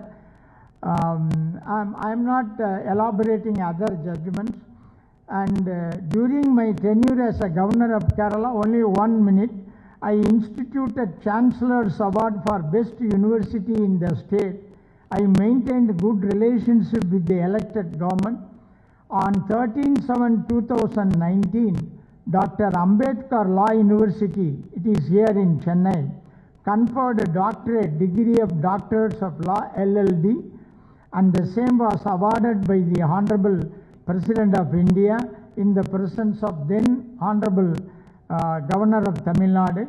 Again on 25/1/2021, Honorable President of India sent a letter appreciating my service as a best governor and a baton decorated with the emblem of Indian Republic as a memento through District Collector Erode, and the same is adoring in my residence even now. My dear young friends, as a person hailing from judiciary and occupied in the highest position in judiciary as Chief Justice of India, I request all of you to learn and understand some of the relevant and important provisions in our Constitution of India, which was enacted on 26th day of November 1949, sorry. Even last week on the same day, our Honorable Prime Minister visited Supreme Court. I also attended there, and that day was celebrated first time in the Supreme Court in the presence of our Honorable Prime Minister. Preamble which speaks about justice, liberty, equality, fraternity, unity and integrity of the nation. Every student in our country must know the preamble. If one is aware of the preamble, you won't say, I am from this state, I am from this community or religion. Then other important provisions are fundamental rights, fundamental duties, free press, freedom to speak and write, free movement throughout India, that is Kashmir to Kanyakumari, Ahmedabad to Shillong, right to criticize government if they go wrong, independent judiciary, no arrest without assigning adequate reason or reasons. Our constitution protects both male and female, equal rights to women. Everyone must have free legal aid, legal literacy, legal awareness, lok adalat, etc. Now I am not going to elaborate. If I take these topics, it may take another 1 hour. With this, I conclude my address. My best wishes to Shankar IAS Academy for producing more eminent persons in the administration. I thank Madam Vaishnavi Devi, Managing Director, for giving me this opportunity to participate. Thank you. Jai Hind.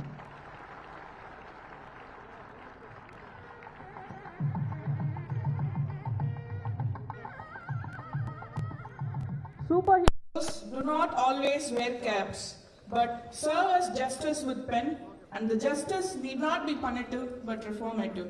Thank you, sir, for enlightening us the purpose of our dreams, the dream to be a hope of light to many. நாங்கள் வகுப்பில் படித்த இந்திய அரசியல் அமைப்பை மொத்தமாக ஒரு அரை மணி நேரம் கேட்டது போல் இருந்தது. அனைத்து உரிமைகளையும் அனைவரது கடமைகளையும் ஒரு சிவில் சர்வெண்டாக ஒரு மாணவன் உள்ளே வரும் பொழுது என்ன மாதிரியான விழுமியங்களை கொண்டிருக்க வேண்டும் என்பதையும், சாதாரண மக்களின் உரிமைகளுக்காக ஒரு அதிகாரியோ ஒரு நீதிபதியோ அல்லது யாராக இருந்தாலும் எப்படி ஒரு சாமானியனுக்கான அறத்தை பெற்றுத்தர முடியும் என்பதன் வாழும் சான்றாகவே பேசி சென்றீர் ஐயா. மிக்க நன்றி. சொர்க்கமே என்றாலும் நம்மூரை போல வருமா என்பதையும் சொல்லி சென்றீர். மிக்க நன்றி. அடுத்ததாக பெண்களின் பங்கு அரசியலில் என்ன என்பதை மறுபரிசீலனை செய்ய வைத்தவர். எதையும் நெஞ்சுரம் கொண்டு எதிர்த்து நிற்கும் குமரி தேசத்து அடையாளம். எதற்கும் அஞ்சோம் யாருக்கும் அஞ்சோம் எனும் துணிவும், குழந்தை மனம் கொண்டு அனைவரையும் அரவணைத்து நேசிக்கும் அன்பு மனமும் கொண்ட நமது முன்னாள் ஆளுநர் மேதகு தமிழிசை சவுந்தரராஜன் அவர்களை பற்றிய சிறுகுறிப்பு. Be it medicine or public service,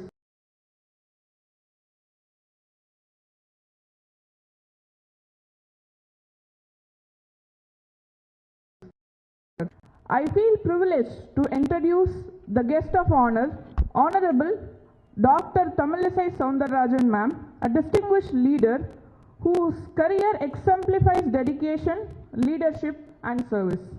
Her commitment and leadership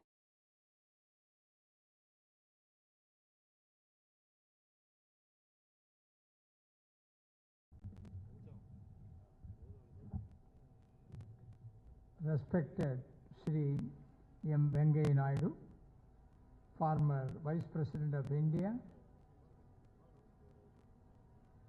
Madam Tamilisai Soundararajan, former Governor of Telangana, Dr.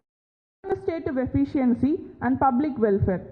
Additionally, she led a weekly women's empowerment show, Mahalir Panchayat Women's Court, on Doordarshan for more than 5 years. Her journey blending medical expertise and political acumen continues to inspire us as she remains committed to public service and governance. I invite ma'am and please join us so she can give us few inspiring words. Thank you.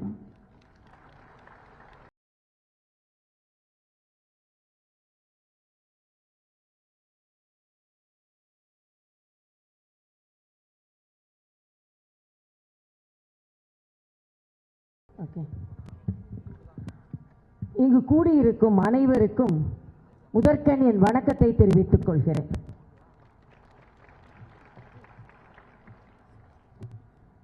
Shankar IAS academy நிகழ்ச்சியில் பங்கெடுத்துக் கொள்வதில் மிக்க மகிழ்ச்சி அடைகிறேன். யாராவது தமிழ் தெரியாதவங்க இருக்கீங்களா? எல்லாரும் தமிழ் தெரியும்ல? அப்பொழுது என்றால் தமிழிலேயே எனது உரையை ஆற்றுகிறேன். எனக்கு ஆங்கிலத்திலும் நன்றாக பேச வரும், ஆனாலும் தமிழ் தெரிந்திருக்கின்ற சபையில் தமிழிலேயே பேசுவது பெருமை என்பதை உணர்ந்து கொண்டு இங்கே எனக்கு முன்னால் மிகச் சிறப்பாக பேசிவிட்டு சென்றிருக்கின்ற மரியாதைக்குரிய திரு வெங்கையா நாயுடு அவர்களுக்கு எனது வணக்கத்தை நான் தெரிவித்துக் கொள்கிறேன்.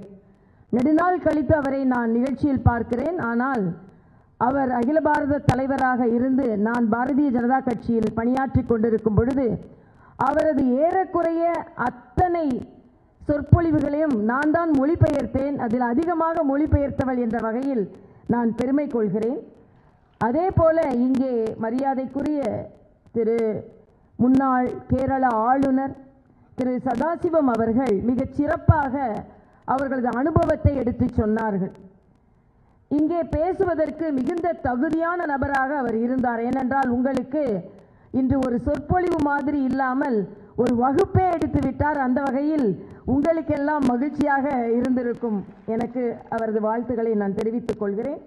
மரியாதைக்குரிய திரு டி ராமசாமி அவர்களுக்கும் மரியாதைக்குரிய திரு ராஜ்குமார் ஐஏஎஸ் அவர்களுக்கும் மரியாதைக்குரிய மச்சேந்திர நாதன் அவர்களுக்கும் முன்னாள் டிஜிபி அவர்களுக்கும் இந்த நிறுவனத்தை மிகச் சிறப்பாக நடத்தி கொண்டிருக்கின்ற திருமதி வைஷ்ணவி அவர்களுக்கும் எல்லாவற்றிற்கும் மேலாக வாழ்க்கையில் உயர வேண்டும் என்று ஒரு மிகப்பெரிய உந்துதலோடு முயற்சியோடு நோக்கத்தோடு இங்கே வந்து அமர்ந்திருக்கும் உங்கள் ஒவ்வொருவருக்கும் பத்திரிகை சகோதரர்கள் உட்பட எனது வணக்கத்தை நான் தெரிவித்துக் கொள்கிறேன்.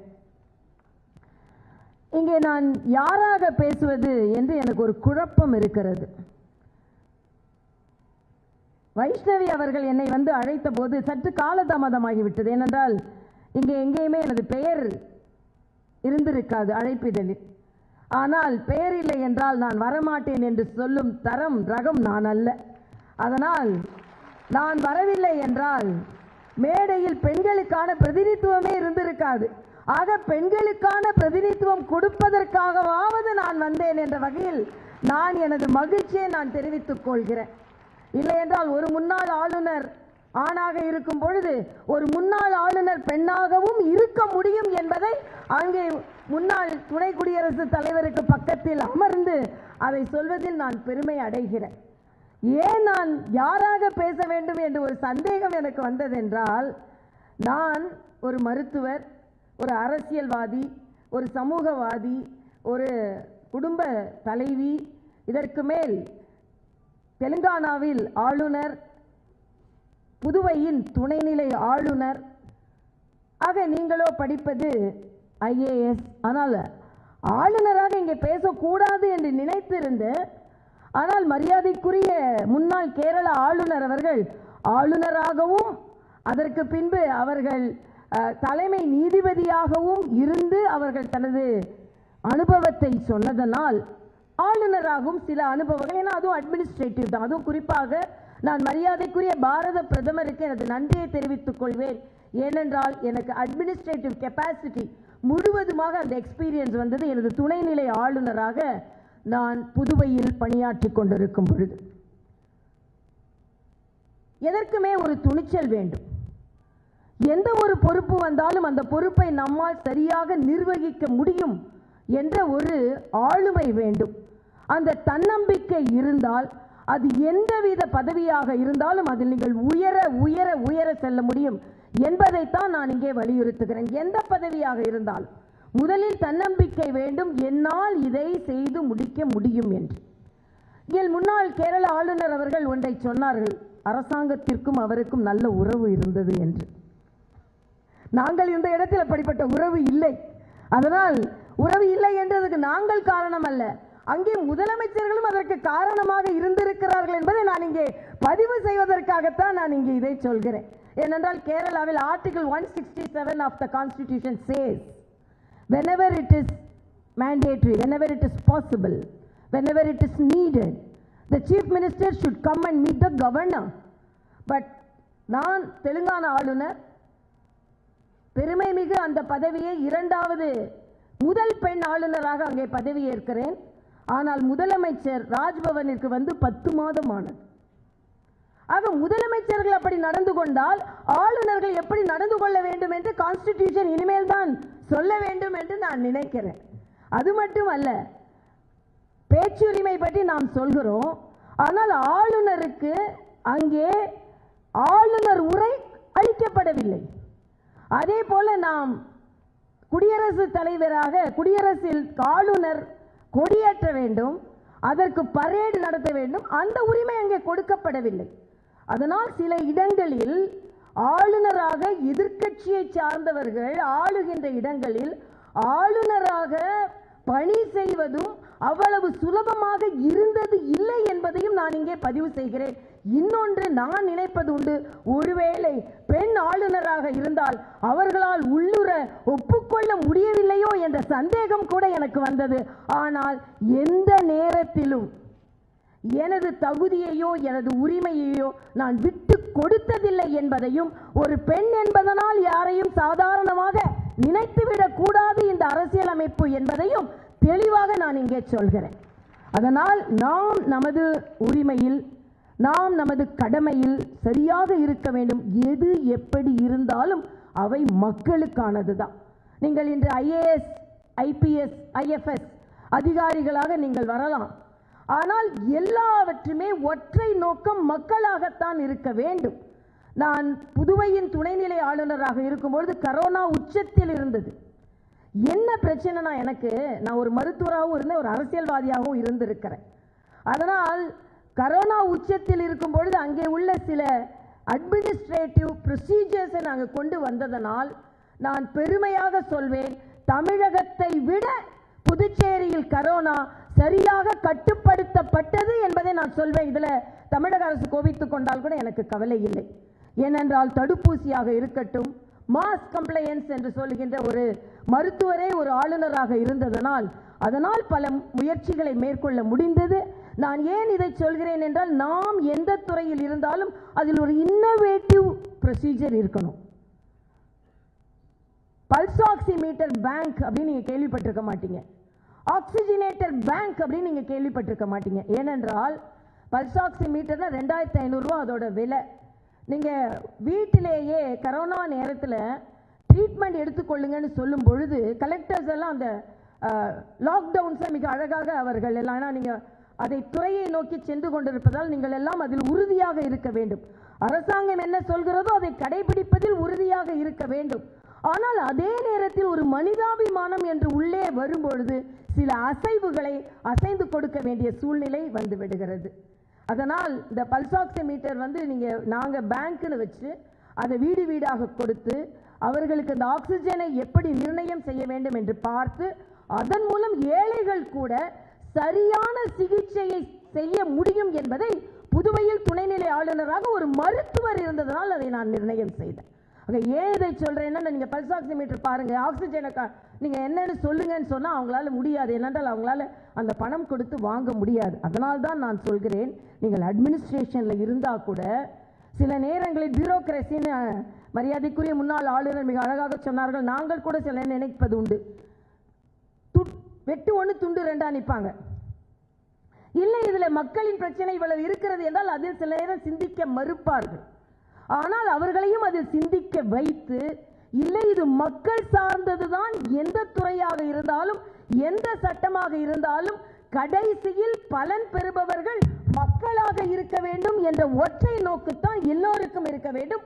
அதுவும் இந்திய ஆட்சியாளர்களுக்கு அது நிச்சயமாக இருக்க வேண்டும். நான் சொல்ல பதிய வைக்க வேண்டியது அதுதான். ஏனென்றால் சில நேரங்களில் அதிகாரிகள் மக்களிடம் பேசுவதை கூட தவிர்த்து விடுவார்கள்.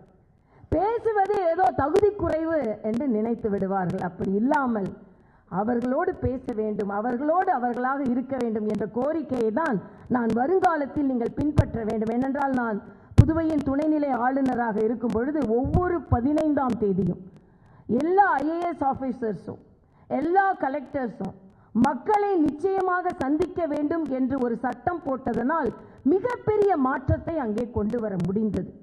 அதனால் நாம் எத்தகைய பொறுப்பை நாம் சென்று கொண்டிருந்தாலும் பெற்றுக்கொண்டிருந்தாலும் அதில் மக்கள் நலன் மட்டுமே நமது குறியாக இருக்க வேண்டும் என்பதுதான் நான் உங்களுக்கு வைக்கும் மிகப்பெரிய வேண்டுகோள். ஏனென்றால் அரசியல்வாதிகளை முழுமையாக நம்ப முடியாது. ஒரு பையன் அப்பாட்ட கேட்டான், அப்பா தேர்தல்னா என்னப்பா? நம்மை அவர்கள் ஏமாற்றுவதற்கு நாமே கொடுக்கும் லைசன்ஸ் தான் மகனே தேர்தல் அப்படின்னு சொன்னாங்க. அதனால அரசியல்வாதிகள் எல்லா நேரமும் ஒரே மாதிரி இருக்க போவதில்லை. ஆனால் தேர்ந்தெடுக்கப்பட்ட அரசியல்வாதிகளுக்கு கூட 5 ஆண்டுகள் தான். உங்களை போன்ற அதிகாரிகளுக்கு நீங்கள் என்று பணியில் சேருகிறீர்களோ ரிட்டையர் ஆகிற வரைக்கும் நீங்கள் அதிகாரத்தில் இருப்பீர்கள். அப்படி என்றால் அரசியல்வாதிகளை விட பல நேரங்களில் அதிகாரிகள் ஆட்சியில் மிக பலம் பொருந்தியவர்களாக இருக்கிறார்கள் என்பதை நாம் சட்டமும் சொல்லிக் கொடுத்திருக்கிறது, அந்த ஆட்சி முறையும் சொல்லிக் கொண்டிருக்கு. இங்கே மூத்த சீஃப் செக்ரட்டரியாக இருந்தவர்கள் எல்லாம் என் பக்கத்தில் இருந்து அமர்ந்து கொண்டிருக்கிறார்கள். அவர்களின் அனுபவம் நிச்சயமாக உங்களுக்கும் அதில் பலன் தரும். ஆனால் என்னை பொறுத்த மட்டில் நாம் எல்லோருமே ஒரு goal, what's the purpose of a goal? To win the game. சில நேரங்களில் கோலை போட்டுக் கொள்கிறோம், ஆனால் எந்த கேமை வின் பண்ண போகிறோம் என்று தெரியாமல் சில நேரம் பரிதவித்துக் கொண்டிருக்கிறோம். அப்படி இல்லாமல் நாம் நமது வாழ்க்கையில் பெரிதிலும் பெரிதுகள் என்று சொன்னான் பாரதி. அதைத்தான் மரியாதைக்குரிய வெங்கையா நாயுடு அவர்கள் சொன்னார்கள், ட்ரீம் பிக். அதுதான் நமக்கு பெரிதாக இருக்க வேண்டும். அதே நேரத்தில் everyone is born with potential என்று சொன்னார் விவேகானந்தர். அந்த பொட்டன்ஷியலோடு ஒவ்வொருவரிடமும் அந்த அதிகாரம் இருக்கிறது, ஒவ்வொருவரிடம் அந்த திறமை இருக்கிறது. அந்த திறமையை நாம் எப்படி வெளிக்கொணர்வோம் என்பதுதான் நமக்கு இன்று இருக்கும் மிகப்பெரிய சவாலாக இருக்கிறது. எல்லாவற்றிற்கும் மேலாக உங்களை போன்ற பயிற்சியாளர்களுக்கு நான் சொல்லிக் கொள்வது, ஒரு முறை தோற்றுவிட்டால் உடனே முடங்கி போகாமல், சுணங்கி போகாமல், ரவீந்திரநாத் டாகூரின் ஒரு வாசகம் எனக்கு பிடிக்கும், உங்கள் வாழ்க்கையில் இருந்து சூரியன் தப்பிவிட்டால் உடனே அழாதீர்கள். அழும் அந்த கண்ணீர் வருகின்ற நட்சத்திரங்களின் வெளிச்சங்களை அது மறைத்துவிடும். அதனால் கண்ணீர் வராமல் துணிச்சலோடு நடைபோடுங்கள், எத்தனை தோல்விகள் வந்தாலும். ஏனென்றால் ஒரு பயிற்சி எடுக்கும் பொழுது அதில் எப்பொழுதும் வெற்றியே வரும் என்று நாம் சொல்ல முடியாது. இந்த வாழ்க்கையில் இருக்கும் மிகப்பெரிய சவால் தோல்விகளை எப்படி தாண்டுவதுதான். இங்கே என்னை அறிமுகப்படுத்தும் போது ஒன்று சொன்னார்கள், ஒன்று தோல்விகளை தாண்டுவது, இன்னொன்று தகர்ப்பது என்று சொன்னார்கள். அதனால்தான் நான் சமீபத்தில் ஒரு பத்திரிகையில் கட்டுரை எழுதி கொண்டிருக்கும். அவர் சொன்னார்கள், தடைகளை தாண்டிய தலைமை என்று போடவா என்று கேட்டார்கள். இல்லை, தடைகளை தகர்த்த தலைமை என்று சொன்னேன். என்றால் தகர்த்து எறிந்துவிட்டுத்தான் பெண்களால் வர முடியும். ஏனென்றால் பெண்கள் ஒரு துறையில் முன்னே வருவது அவ்வளவு சுலபமான காரியம் அல்ல. ஆனால் வந்துவிட்டால் அவர்களை தோற்கடிப்பதும் சுலபமான காரியமாக இருக்காது. மேடையில் அமர்ந்திருப்பவர்கள் எல்லாம் என்னை மன்னிக்க வேண்டும், நான் அடிக்கடி ஒன்றை சொல்வேன், விமன் ஆர் பெட்டர் அட்மினிஸ்ட்ரேட்டர்ஸ். ஏனென்றால் பெண்களால் ஆண்களையும் சமாளிக்க முடியும், பெண்களையும் சமாளிக்க முடியும். சில ஆண்களால் சில பெண்களை சமாளிக்கவே முடியாது.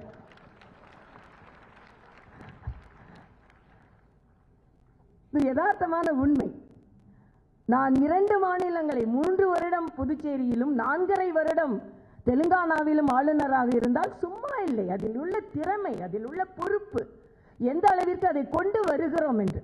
ஆனால் அதே நேரத்தில் எனது குறிக்கோள் என்ன? நான் அடிக்கடி ஒன்றை சொல்வேன், ships are not made to be parked in the shores. கப்பலாக இருக்கணும். எனது குறிக்கோள் என்ன? கப்பலாக பிறந்துவிட்டு, கப்பலாக இருந்துவிட்டு அதை கரையிலேயே மிகவும் பாதுகாப்பாக இருக்க வைப்பது வாழ்க்கையின் லட்சியம் அல்ல. போக வேண்டும், சுனாமி வர வேண்டும், அலைகள் வர வேண்டும், அதையும் தாண்டி இந்த கப்பல் பயணிக்க வேண்டும். அந்த கப்பல் மக்களை ஏற்றிக்கொண்டு அடுத்த கரையை சென்று சேர்க்க வேண்டும். ஆக நமது குறிக்கோள் அப்படியாகத்தான் இருக்க வேண்டும். First come out from a safe zone. அதே நேரத்தில் ஒரு நல்ல டீம் ஒர்க் இருக்கணும். நான் சமீபத்தில் இணையதளத்தில் படித்த ஒரு சின்ன வாசகம், coffee did not know it will be so tasty unless it met the sugar and milk. காபிக்கு தெரியவில்லை நாம் இவ்வளவு சுவையானவர்களாக இருப்போம் என்று.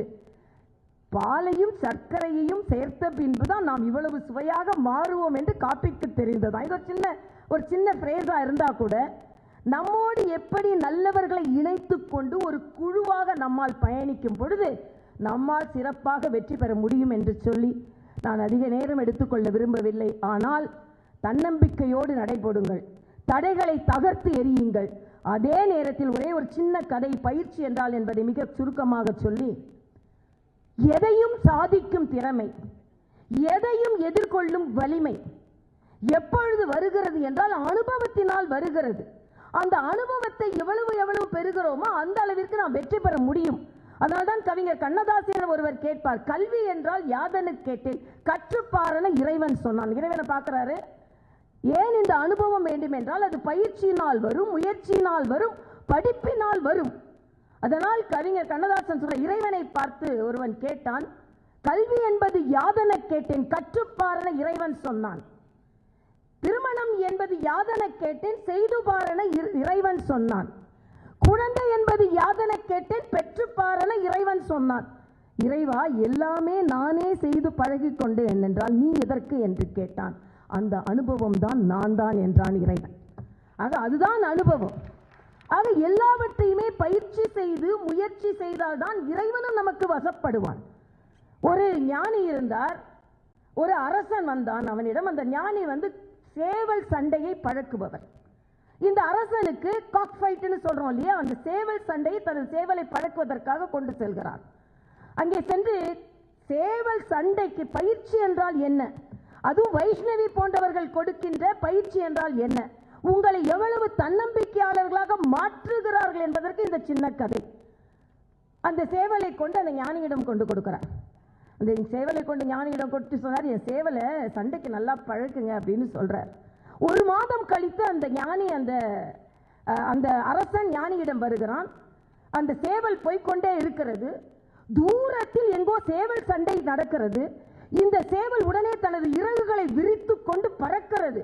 அங்கே தூரத்துள்ள சேவல்களோடு நாம் சண்டையிட வேண்டும் என்று அந்த குரல் வரும் திசையை நோக்கி ஓடுகிறது. உடனே அரசனுக்கு ஒரே சந்தோஷம், பரவாயில்லையே, சேவல் பயிற்சி அடைந்து விட்டது, எங்கோ சேவல் சண்டை சத்தம் கேட்கிறது, உடனே நாம் சண்டையிட வேண்டும் என்று சிறகை விரித்து கொண்டு அந்த திசையை நோக்கி ஓடுகிறதே, அப்படி என்றால் என் சேவல் சண்டைக்கு பழகிவிட்டது, உடனே தாருங்கள். உடனே சாமி சொல்கிறார், அந்த ஞானி சொல்கிறார், இல்லை, உன் சேவல் இன்னும் சண்டைக்கு பழக்கவில்லை. அரசனுக்கு ஒரே குழப்பமாக இருக்கிறது. தூரத்தில் சத்தம் கேட்டால் கூட தயாராக இருக்கிறது, இதை போல் பயிற்சி எடுக்கவில்லை என்று சொல்கிறாரே என்று விட்டு வீட்டுக்கு போய்விடுவார். அடுத்த மாதம் மறுபடியும் சேவலை பெற்றுக்கொள்ள வருவார். அப்பொழுது என்னென்றால் எதிரில் சில சேவல்கள் சண்டையிட்டுக் கொண்டிருக்கும். எதிரில் சேவல்கள் சண்டையிட்டுக் கொண்டிருந்த உடனே இது தனது சிறகுகளை விரித்து கொண்டு அவர்களோடு சண்டையிட போகும். உடனே அரசனுக்கு ஒரே சந்தோஷம், எதிரில் சேவல் சண்டை போட்ட உடனே சும்மா இல்லாம சண்டைக்கு நிற்கிறதுனால எனது சேவல் சண்டைக்கு தயாராகி விட்டது, அதனால் உடனே எனது சேவலை கொடுங்கள் என்று சொல்லும்போது ஞானி சொல்வார், இன்னும் உன் சேவல் தயாராக இல்லை. அடுத்த மாதம் வருவார். தூரத்தில் எங்கோ சேவல் சண்டை நடக்கும். சேவல் சண்டை நடக்கின்ற சத்தம் அந்த இடத்தை முற்றிலுமாக ஆர்ப்பரிக்கும். எதிரிலே சேவல் சண்டையிட்டுக் கொண்டு இருக்கும். ஆனா இந்த சேவல் அப்படியே அமைதியா இப்படி போய்கொண்டு இருக்கும். அரசனுக்கு ஒரே கவலையாகி போய்விட்டது. இப்பொழுது ஞானி சொல்லுவார், உன் சேவல் தயாராக இருக்கிறது, எடுத்து போம்பார். அரசனுக்கு ஒரே குழப்பமாக இருக்கும். எங்கோ சேவல் சண்டை நடக்கும் பொழுது என் சேவல் தயாராக இருந்தது, அப்ப சேவல் இன்னும் சண்டைக்கு தயாராகவில்லை என்று சொன்னீர்கள். எதிரிலே சண்டை நடக்கும் பொழுது கூட என் சேவல் தயாராக இருந்தது, அப்பொழுது தயாராக இல்லை என்று சொன்னீர்கள். ஆனால் அங்கே சண்டை நடக்கிறது, இங்கே சண்டை நடக்கிறது, அமைதியாக போய்கொண்டிருக்கிறது, இப்பொழுது தயார் என்று சொல்கிறீர்களே என்று சொன்னபோது அந்த ஞானி சொல்கிறார், எங்கே சண்டை நடந்தாலும் வந்தா பார்த்துக்கலாம், வந்தா நான் விடமாட்டேன், அதற்கான அனுபவத்தை நான் பெற்றிருக்கிறேன், அதனால் எதை கண்டும் நான் பதற்றப்பட மாட்டேன், அதே நேரத்தில் என்னிடம் சண்டை வந்தால் அதை விடமாட்டேன் என்ற பயிற்சி உனது சேவை பெற்றிருக்கிறது, அதனால் அமைதியாக இருக்கிறது. இதுதான் முக்கியம். பயிற்சி பெற பெற பெற பெற நாம் பார்த்துருப்போம், பரீட்சைக்கு முன்னால் அப்படி இப்படி நான்லாம் ரொம்ப கூலாக இருப்பேன் எக்ஸாமில். இல்லை, எந்த எக்ஸாம்லேயும் நான் ஃபெயில் ஆனது கிடையாது. எனக்கு முதல் வருடம் படிக்கும் போதே திருமணம் ஆகிவிட்டது. அது அரேஞ்சு மேரேஜ் தான். நீங்கள் உடனே மருத்துவக் கல்லூரியில் முதல் வருடமே திருமணம்னு வேறு மாதிரிலாம் யோசனை பண்ணாதீங்க. நாங்கள் எங்கள் வீட்டில் 5 பேர். எங்கள் பாட்டி என்ன செஞ்சாங்க, நான் செத்து போயிடுவேன், என் பேத்திக்கு சீக்கிரம் கல்யாணம் பண்ணு சொல்லிட்டு என் பையனோட கல்யாணத்தை பார்த்து தான் எங்கள் பாட்டி செத்தாங்க. அது வேற விஷயம். அதனால் வீட்டில் பெரியவங்க இப்படி வேற சில தொந்தரவு பண்ணுவாங்க. அதாவது திருமணமான பிறம் கூட படிப்பதற்கு தடையில்லை என்பதை உங்களுக்கு நான் சொல்கிறேன். முதல் வருடம் படிக்கும்போதே எனக்கு திருமணம் ஆகிவிட்டது. திருமணம் ஆன பிறகு தான் என்னோட ஃபர்ஸ்ட் செமஸ்டரை நான் எழுதினேன். ஏன் இதை சொல்கிறேன் என்றால், அந்த அமைதி, அந்த துணிச்சல் மட்டுமல்ல, நமக்கு எல்லாம் தெரியும் என்று கற்றுக்கொள்ள இந்த கான்ஃபிடன்ஸ் வருது பாருங்க. இந்த கான்ஃபிடன்ஸை நம்ம கெயின் பண்ணணும். இதான் பயிற்சி. பதற்றப்பட்டால் அகண்ட பாத்திரத்தில் கூட கை நுழையாதுன்னு நம்மளது பழமொழி. அல்ல எக்ஸாம் போகும்போதோ சரி, பயிற்சியும் போதும் சரி, எந்த விதத்தில் நம்ம எவ்வளவுக்கு எவ்வளவு அறிவாற்றலை பெறுகிறோமோ அப்பொழுது நாம் அமைதியாகி விடுவோம். பதற்றமே இல்லாமல் நீங்கள் பயிற்சியை மேற்கொள்ளுங்கள். பதற்றமே இல்லாமல் நீங்கள் பரீட்சையை மேற்கொள்ளுங்கள். அப்பொழுது அது எவ்வளவு வெற்றியை தருகிறது என்று உங்களுக்கு நன்றாக தெரியும். ஆக நல்ல ஒரு முயற்சியை மேற்கொண்டு இருக்கிறீர்கள். வருங்காலத்தில் நீங்கள் எல்லாம் இந்திய ஆட்சி பொறுப்பில் ஐஏஎஸ் இந்தியன் அட்மினிஸ்ட்ரேட்டிவ் சர்வீஸ், அதே போல இந்தியன் ஆக்டிவ் சர்வீஸ் ஆக்டிவாக இருக்க போகிறீர்கள். நீங்கள் அனைவரும் வெற்றி பெறுவதற்கு ஏதாவது ஒரு வகையில் நோக்கம் நன்றாக இருந்தால் நிச்சயமாக உங்களது வாழ்க்கை நன்றாக இருக்கும். உங்கள் நோக்கம் நன்றாக இருக்கிறது, அதனால் நீங்கள் நிச்சயமாக வாழ்க்கையில் மேலே வருவீர்கள், நல்லவர்களாக வல்லவர்களாக என்று உங்களை வாழ்த்து உங்களிடம் விடைபெறுகிறேன். நன்றி, வணக்கம்.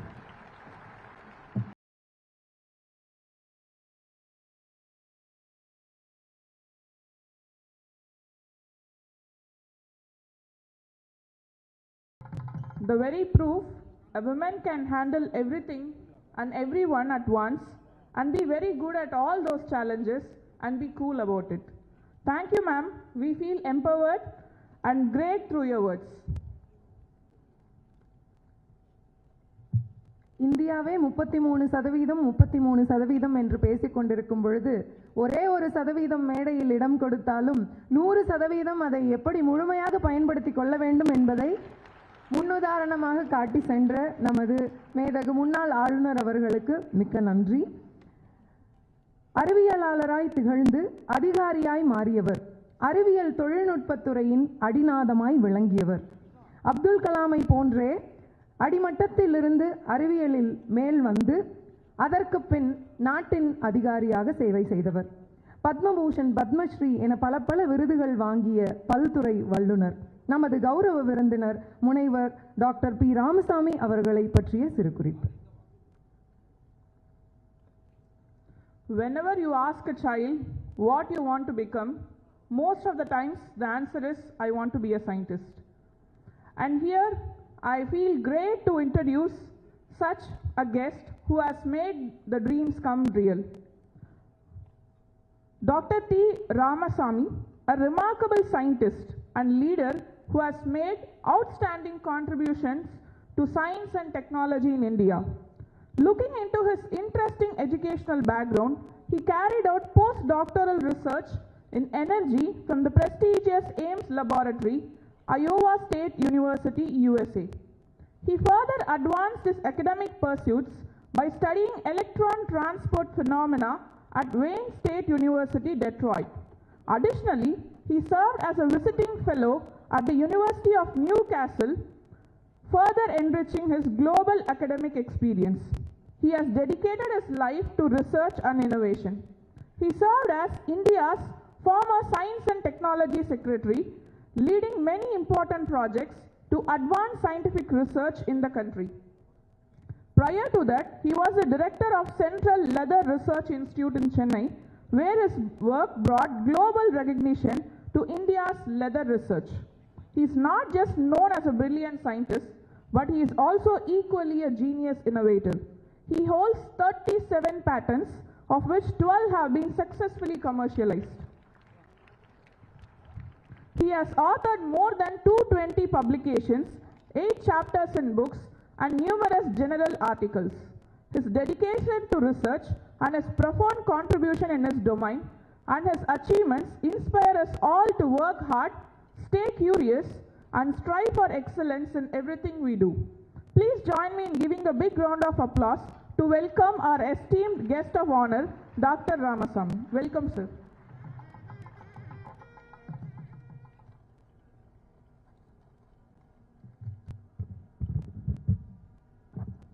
Vanakkam. Our esteemed former Vice President of India, former Chief Justice and former Governor of Kerala, former Governor of Telangana and Deputy Governor of Puducherry, my colleagues, Dr. Rashega, Machanathan, and Dr. Dogra, Dr. Deen Dayalu, Dr. Vaishnavi Devi, former secretaries and former civil servants, former students of this academy, present students of this academy, brothers, sisters, media, everyone in the house, very, very good morning to all of you. After this fiery speech from our former governor, I am shattered. We talk about representations in number. We really witness today the parity in gender in this country, when even now outnumbered have in number. I think you've made a very powerful impact on all of you. I am very grateful for both the previous speakers, because I thought, what am I going to come and speak here? You were told that I said I want to be a scientist when I was 10 years old. Most of us who work in science, we are comfortable in our own domain. To come out in a place like this could be quite a challenge. And I was asking myself the question,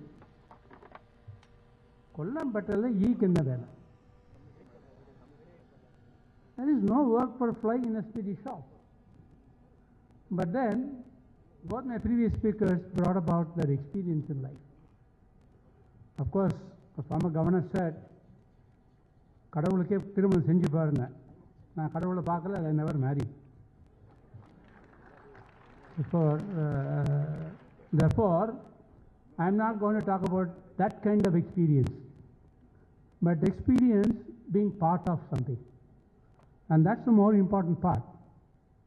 Let me congratulate the Shankar IAS Academy on this momentous occasion of this 20 years. 20 is very special because it just moved from the teenage to the young adult stage, 19 to 20. On this occasion, I thought I will leave some thought to the academy because there's a purpose to things. They're calling themselves a coaching center. Coaching is done towards a specific target, goal. You want to enter the civil service, you get a coaching. You compete among the equals and finally win the post. Entry in civil service to me is a beginning. But after you become a civil servant, your role changes. Your functions change. At that time, competence is not adequate. You need a character. Basically, those of us who are engaged in the nation building role, whichever role you want to do, maybe a politician, maybe a civil servant, maybe anybody, judiciary, all is a question of a nation building role. In that nation building role, what is more important is for those who take decisions have to bring character in the front. Therefore, when you are moving from the 19th to 20th year, I think you have to recognize the roles that you have. You are building leaders for this country, and those custodians. I don't call a civil servant a leader, I call him a custodian. A custodian has to play the role that is expected of them to really maintain the character in the process. And let me now share with you that my previous two speakers spoke about their experience. So I'll also bring my experience in the process. I would like to share an anecdote. It so happened my father was a civil servant in Tamil Nadu government. My Chief Justice said that he went to a small school. I would tell you, I went to 21 schools in Tamil Nadu. And 21 schools in Tamil Nadu is because my father was a civil servant, he was being transferred every time. He was participating in Jameen abolition, so every 3 months he will abolish his Jameen and move to the next town. And therefore, I've gone to kind of schools that many of you would not have even thought of. but I had fantastic teachers in those schools. On this particular occasion, I want to remember them, recognize that whatever we are today is because of those people who cultivated us. And it turns out my father was a civil servant. He will bring some file. When I was studying in IAEC college not far away from here. And he will dictate something, I have to write. One day I told him that I won't write this. Because he said, in one sentence, the cure is suggested is worse than malady. That means the colossal fight. I said, on 15th of August 1947, India should have gift-wrapped all of you and given to Britain and start this country without the bureaucrats. I told my father. Lo behold, I became a bureaucrat myself. And I would therefore share with you the experience that traveled from that position, an emotional status, to where I am today. Fundamentally, as a scientist, all of us are trying to focus on the purpose of things. Why do we do what you want to do? It's interesting that in this particular session, at the starting point, there's a reference to Stephen Hawking and the formation of the universe and the why of things. Why of things is our character in science systems, why things happen. Understand the phenomena, understand the process. Purpose of things and product of actions is a culture of most scientists. In civil service, it's a process and the procedures which become the most significant part. Therefore, those of us who were in scientific career initially felt there was a dichotomy in the character between the civil servants and the scientists. Because the process and purpose of things may focus different. Sometimes we remember that we talk about India's change, growing fast, and so on. Growth is an aspect which has a built-over stability. If there is change without a stability, there will be fluctuation. So the stability is brought by civil service, which is essential for this growth to be sustained. It turned out that in the year 2006, I was asked to become the Secretary of Science and Technology in the Government of India. By coincidence, the Chief Justice retired in 2014 April, and I also did the same month and same year. We were together. I was there for 8 years as Secretary. It turns out that 8 years I spent in the government, I learned myself the importance of civil servants.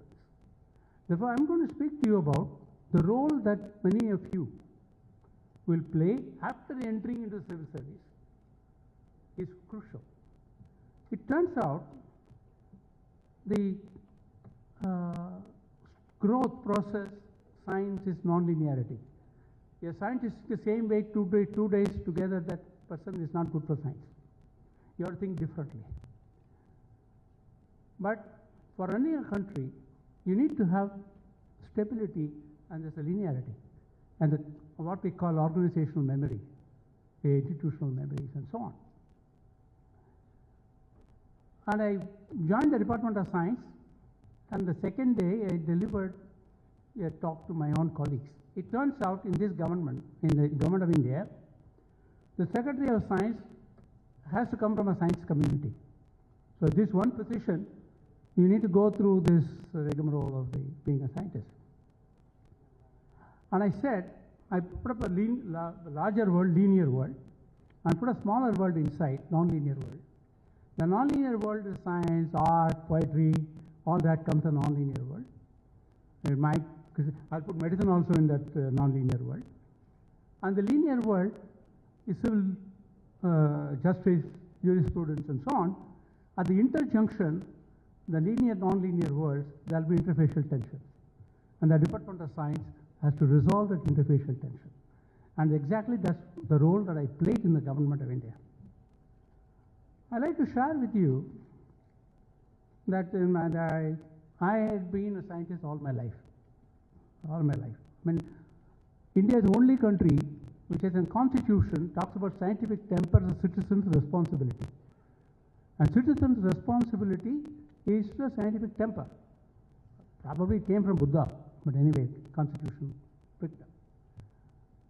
Having enrolled, in fact, I used to say science was my religion. As such an individual, to go into the government service later part of my own career, 2006, is too much of experience as a scientist, I realized if you want to bring about a change in the national dynamics, it is not one particular group for processes. I think the former governor was saying the team. I talked a collective endeavor. Nation building is a collective endeavor in which politicians have to play, civil servants have to play, and those of us who are in science and other technology streams have to play. All of us have to play together. In this collective endeavor, each one has a role to play and has an important function to play. To me, it turned out, some of my friends used to ask, when my minister and I were in the same dais, I'll consciously underperform and I will not speak the way I normally speak. One day somebody came to, why are you doing this? I guess civil servants are like innerwear. Innerwear should not be visible. We should play the role of keeping the hygiene of this nation. So, in a political democracy, it's the people in political space have to be visible to public because they relate to public directly. And we have to keep the hygiene of the system together. It so happened, I don't want to repeat several occasions and anecdotes. I told you I went to 21 schools. I had 8 ministers. In my 8-year time, I had several ministers. So I worked with different people. But it was possible to communicate. The focus of democracy is people. It is not building infrastructure. Therefore, for the sake of protecting the people, you have to sometimes take positions about correctness of the processes and procedures, not lose the purpose of action. I'm going to share an anecdote to some of you, and with that I'll close. It turned out I brought a scheme called Inspire in the government in the first time I moved up. It was a huge program. I won't detail the process. And in the Government of India, the Expenditure Finance Committee, the chairing will be done by Science Secretary, not by Finance Secretary. And I wrote to my Finance Secretary, Secretary Expenditure, Sushma Nath, Sushma, you chair this meeting. Hey, you are a secretary, you can chair yourself. I know I can, but project is mine. I had to make a presentation. How can I chair the presentation? I present myself. It's not correct. I cannot approve. So she made me write and file, and she wrote no precedence, and she chaired the meeting. I won't go into the details of those.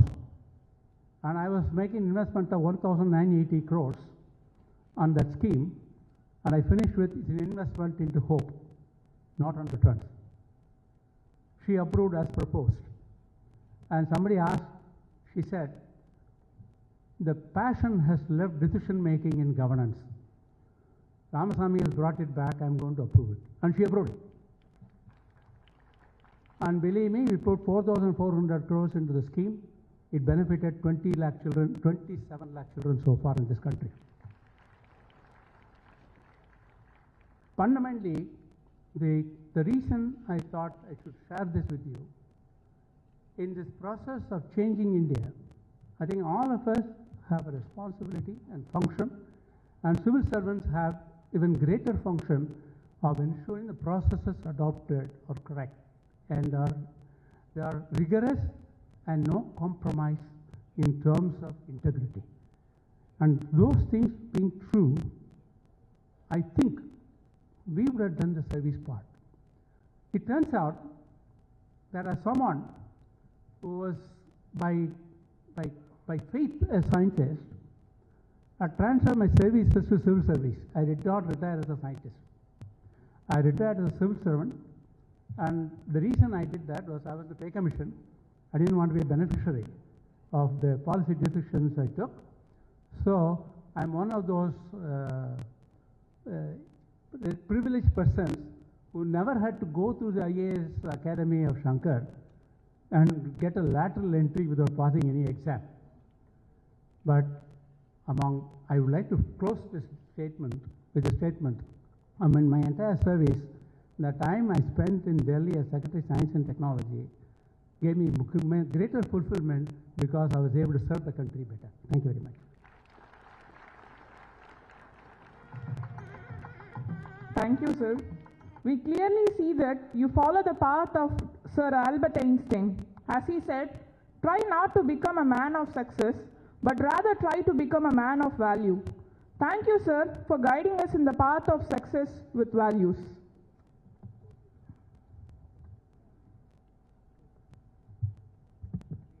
அறத்தின் வழி நிற்றலே தன் ஆட்சி பணியின் அச்சாணியாய் கொண்டு ஆயிரம் ஆயிரம் மக்களின் வாழ்வில் ஒளியேற்றிய அரசு அதிகாரியாய் நமது கௌரவ விருந்தினராய் இன்று அமர்ந்திருக்கும் திரு ராஜ்குமார் ஐஏஎஸ் அவர்களை பற்றி சிறு குறிப்பு. Bureaucracy is not a job, it's a service to people.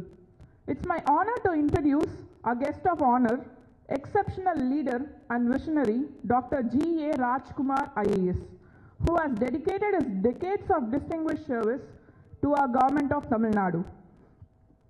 As a former additional Chief Secretary of Government of Tamil Nadu, Dr. Rajkumar is a shining example of ethics, integrity and transformational leadership.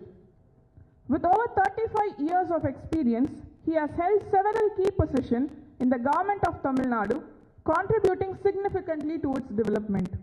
His distinguished career includes serving as a collector of Nilgiris district, Tamil Nadu, and as an additional secretary in the Department of Education. He has also been the chairman and managing director of Tamil Nadu Cooperatives Oil Seeds Growers Federation, as well as the Commissioner for Agricultural, Income Tax and Transport in the Government of Tamil Nadu. Additionally, he has served as a secretary to the government in the Department of Labour and Employment. He also served as an independent director at the Food Corporation of India, further demonstrating his leadership and expertise in the public sector. Over his career, Dr. Rajkumar has made significant contributions across a wide range of sectors, including revenue administration, public sector management, health and water supply, rural development, transport, education, agriculture, labor and employment, and welfare. His diverse expertise has touched countless lives and strengthened institutions throughout Tamil Nadu. His commitment to excellence and his relentless pursuit of organizational growth make him an inspiration for all of us striving to make a difference. We are privileged to have Sir with us today, and we look forward to hearing his invaluable perspectives drawn from a lifetime of dedication, service to the nation. Please join me in welcoming our esteemed guest, Dr. G.A. Rajkumar IAS. Welcome, sir.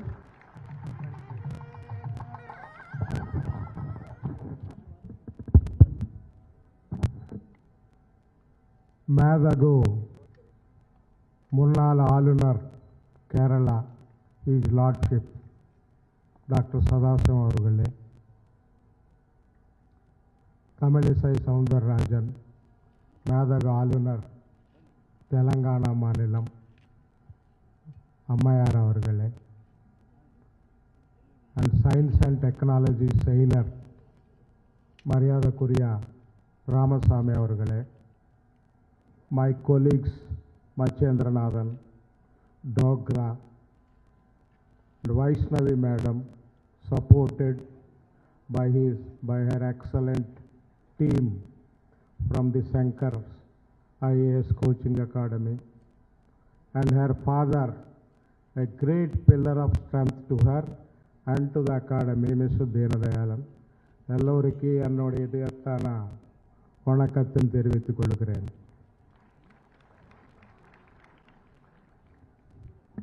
நாங்கள் எல்லாம் அரசு பள்ளியில் தான் படிச்சிருக்கிறோம். சதாசிவம் அவர்களும் ನಾನು ಮಚ್ಚೇಂದ್ರನಾಥ್ ಅವರುಗಳು ಎಲ್ಲರೂ ಅರಸು ಪಲ್ಲಿದ zilla parishad high school, panchayat primary school, and we never went to any English medium school, or we are not convent educated. We haven't seen a convent school in our lifetime. We walked to the school, walked back from the school, and studied what the teachers told. But we never had the privilege. Ramasamy avargal 21 school lo padichirukkaru. Science and Technology Sailor, Padma Shri, Padma Vibhushan, Ramasamy avargal Srivilluputtoorukarar 21 school lo padichirukkaru avaru. எங்களுக்கு ஒரு ஸ்கூலில் admission கிடைக்கிறது ரொம்ப ரொம்ப பெருமை. அந்த காலத்தில் அப்பாவை கூட்டு போகணும், அம்மாவை கூட்டு போகணும், அப்பா வாதியாரோட ஹெட் மாஸ்டரோட ஒரு அரை மணி நேரம் வெயிட் பண்ணி பேசணும். அப்புறம் தான் அட்மிஷன் கொடுப்பாங்க. அதையும் எப்படி அட்மிஷன் கொடுப்பாங்கன்னா 21வது வருஷத்தில் பிறந்தா 25வது வருஷத்தில் பிறந்தது மாதிரி எழுதிக்கிட்டு அட்மிஷன் கொடுப்பாங்க. அந்த காலத்தில் we never had an actual date of birth. See here, Sadasivam அவர்கள் பேசும்போது ரொம்ப தெளிவாக விளக்கமாக சொல்லியிருக்கிறார் how the judiciary works. And Tamilisai Soundararajan அம்மையார்கள் பேசும்போது கூட to what extent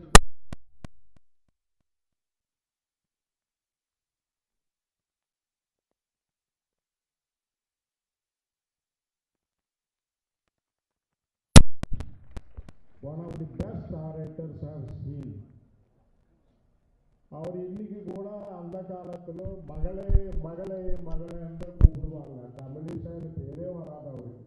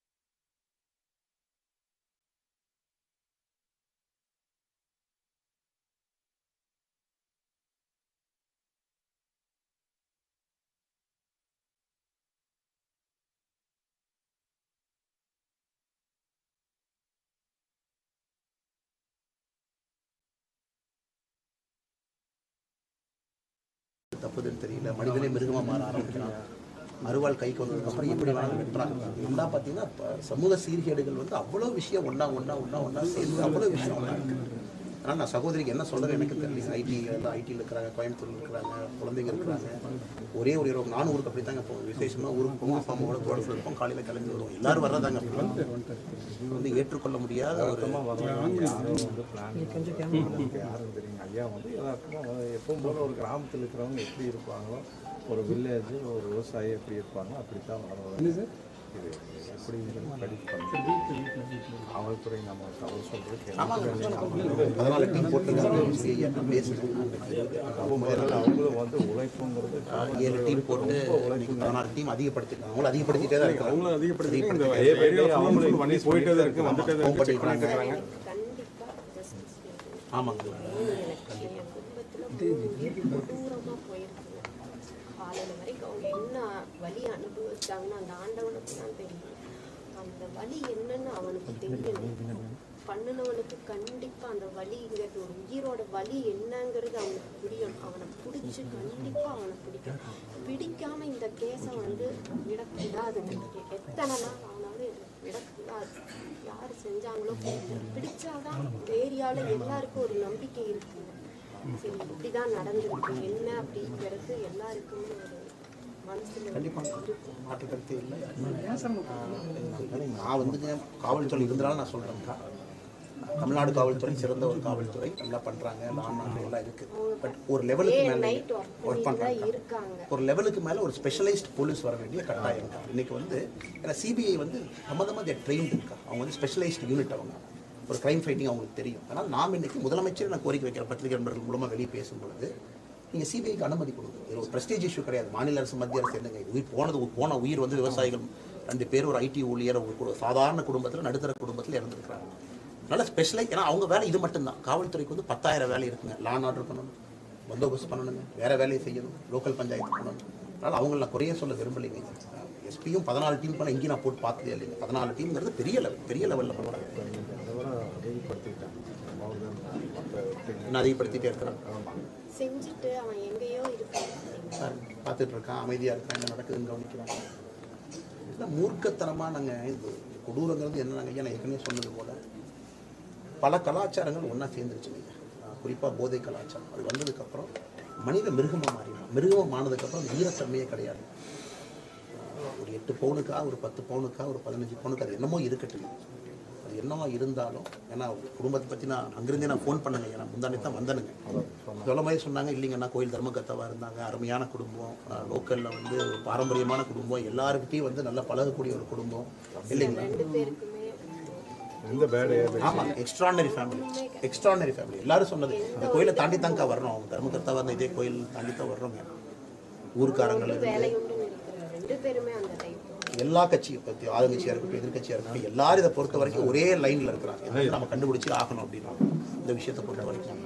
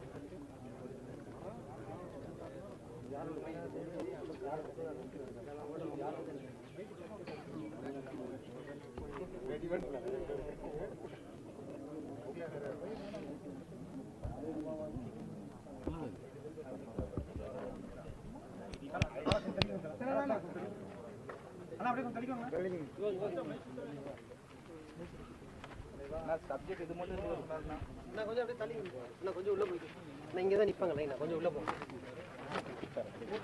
எல்லாரும் ஐயா இருந்தாங்க ஐயா வாங்க முன்னாடி வாங்க ஐயா ஐயா வாங்க செஞ்சு வாங்க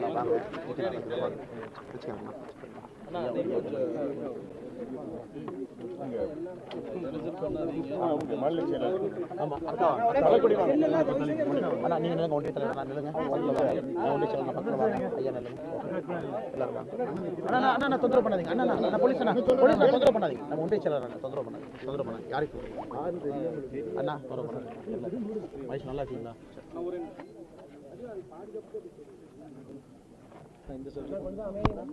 நீங்கள் அவங்க இடத்துல இருக்கோம். நீங்கள் என்ன கேள்வி வேணாலும் எது சரின்னு நீங்கள் நினைக்கிறீங்களோ கேளுங்க, நான் பதில் சொல்கிறேன். நம்முடைய பத்திரிகை நண்பர்களுக்கு எங்களுடைய வணக்கத்தை தெரிவிச்சுக்கிறோம் ஐயா. ஒரு துக்ககரமான ஒரு நேரத்தில் இருந்து கொண்டிருக்கின்றோம். குறிப்பாக நம்முடைய கொங்கு பகுதியில் நம்ம இருக்கக்கூடிய இந்த ஊர் எல்லாமே ஒரு விவசாயம் சார்ந்த மக்கள் வந்து கிராமத்து தோட்டத்தில் இருந்து காலம் காலமாக வேலை செய்கிறாங்க. 29ஆம் தேதி அதிகாலையில் இங்கே தெய்வசிகாமணி ஐயா அவர்களுடைய துணைவியார் மகன் 3 பேரும் மிக கொடூரமாக வெட்டப்பட்டு அதிகாலையில் உயிரிழந்திருக்கிறாங்க. இன்றைக்கி அவர்களுடைய குடும்பத்திற்கு ஆறுதல் சொல்வதற்காக எல்லாம் இங்கே வந்திருக்கிறோம். நம்முடைய கட்சி தலைவர்கள், கூட்டணி கட்சி தலைவர்கள் எல்லோரும் இங்கே வந்து குடும்பத்தை பார்த்து, குறிப்பாக இன்றைக்கி தெய்வசிகாமணி ஐயாவுடைய மருமகள் அவங்கள பார்த்து, பேர குழந்தைகளை பார்த்து ஆறுதல் சொல்வதற்காக வந்திருக்கின்றோம். நிறைய கேள்விகள், நிறைய வழிகள் இருந்தாலும் கூட இந்த ஒரு விஷயத்தில் நாங்கள் எல்லோரும் தமிழக காவல்துறையோடு இருக்கின்றோம். குறிப்பாக இங்கே இருக்கக்கூடிய காவல்துறை அதிகாரிகள் மிக கடுமையாக இந்த கேஸை கையில் எடுத்திருக்கிறாங்க. இதை கிராக் பண்ணியே ஆகணும்னு ஒரு வேகத்தை காட்டுறாங்க. 14க்கு மேற்பட்ட தனிப்படைகள் அமைத்திருக்கிறாங்க. இன்னைக்கு ஒரு வாரம் முடிய போகுது. முழுமையாக நாம் அதை பண்ணி ஆகணும்னு இருக்கிறாங்க. அதனால் இந்த நேரத்தில் நாங்கள் தமிழகத்தினுடைய முதலமைச்சர் ஐயா ஸ்டாலின் அவர்களுக்கு வைக்கக்கூடிய ஒரே ஒரு வேண்டுகோள், இன்று தமிழக பாரதிய ஜனதா கட்சி சார்பாக நம்முடைய தேசிய ஜனநாயக கூட்டணி சார்பாக நம்முடைய உள்துறை அமைச்சர் அமித்ஷா அவர்களுக்கு ஒரு கடிதம் எழுதுகின்றோம். அதில் உடனடியாக அந்த வழக்கு சிபிஐக்கு மாற்றப்பட வேண்டும் என்கின்ற ஒரு கடிதம் எழுதுகிறோம். தமிழக காவல்துறை விரைந்து செய்தாலும் கூட ஒரு கிரைம் ஃபைட்டிங் யூனிட் டெடிக்கேட்டடாக இந்திய அளவில் நிறைய குற்றவாளிகளை கரெக்டாக பிடிக்கக்கூடிய அதிகாரி இங்கே அனுப்பி ஒரு ஸ்பெஷல் கேஸாக அதை எடுத்து தமிழக காவல்துறையோடு இணைந்து சிபிஐ இந்த கேஸை கையில் எடுத்து கிராக் பண்ணணும் அப்படிங்கிறது எங்களுடைய இன்னைக்கு ஆர்கியூமெண்ட். நாங்கள் அதை வைக்க போகிறோம். அதே நேரத்தில் முதலமைச்சர் அவர்களுக்கு நான் வைக்கக்கூடிய வேண்டுகோள், இன்னைக்கு சிபிஐ தமிழகத்திற்குள்ள வருவதற்கான அனுமதி இல்லை. அதற்கான ப்ராசிக்யூஷன் சாங்ஷன் தமிழக அரசு வித்ட்ரா பண்ணியிருக்காங்க. அது அரசியல் காரணங்கள் அதெல்லாம் ஒரு பக்கம் இருந்தாலும் கூட எங்களுடைய கோரிக்கையை முதலமைச்சர் அவர்களும் செவிசாய்க்க வேண்டும் என்பது எங்களுடைய வேண்டுகோள். காரணம், கொங்கு பகுதி இது ஒரு முறை அல்ல, 2 முறை அல்ல, தொடர்ந்து நடக்க ஆரம்பித்திருக்கிறது. ஏற்கனவே பார்த்தோம், டாஸ்மார்க்கில் குடிச்சிட்டு வந்து அது ஒரு பெரிய பிரச்சனையாகி அதை தோட்டத்துக்குள்ளே குடிக்காதீங்கன்னு சொன்ன இடத்துல வெட்டி அங்கேயும் 2-3 உயிர்களை எடுத்துட்டாங்க. எல்லாம் சின்ன குழந்தைங்க இருக்கிறாங்க. இன்னைக்கு ஆங்காங்கே சின்ன சின்ன விஷயம் நடக்கும் பொழுது பெருசாக நமக்கு தெரியறதில்லை. ஆனால் இன்னைக்கு 3 பேர் குடும்பத்துக்குள்ளே புகுந்து கண்டம் துண்டமாக வெட்டி இருக்கிறாங்க. அவங்க செஞ்ச ஒரே தப்பு, அவங்க தோட்டச்சாலையில் அவங்க இடத்துல அவங்க தூங்குறாங்க. அதனால் இது முதலும் முடிவுமாக இருக்க வேண்டும் என்பது எங்களுடைய வேண்டுகோள்.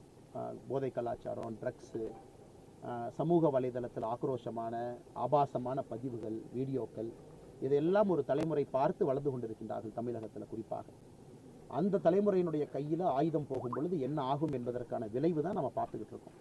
அதுவும் அறிவால் கலாச்சாரமே இல்லாத கொங்கு பகுதியில் இன்றைக்கி அதிகமாக இருக்குது இதெல்லாம். அதனால் நாங்கள் எல்லோரும் இந்த நேரத்தில் குடும்பத்தோடு இருக்கின்றோம், குடும்பத்தோடு நிற்கிறோம்.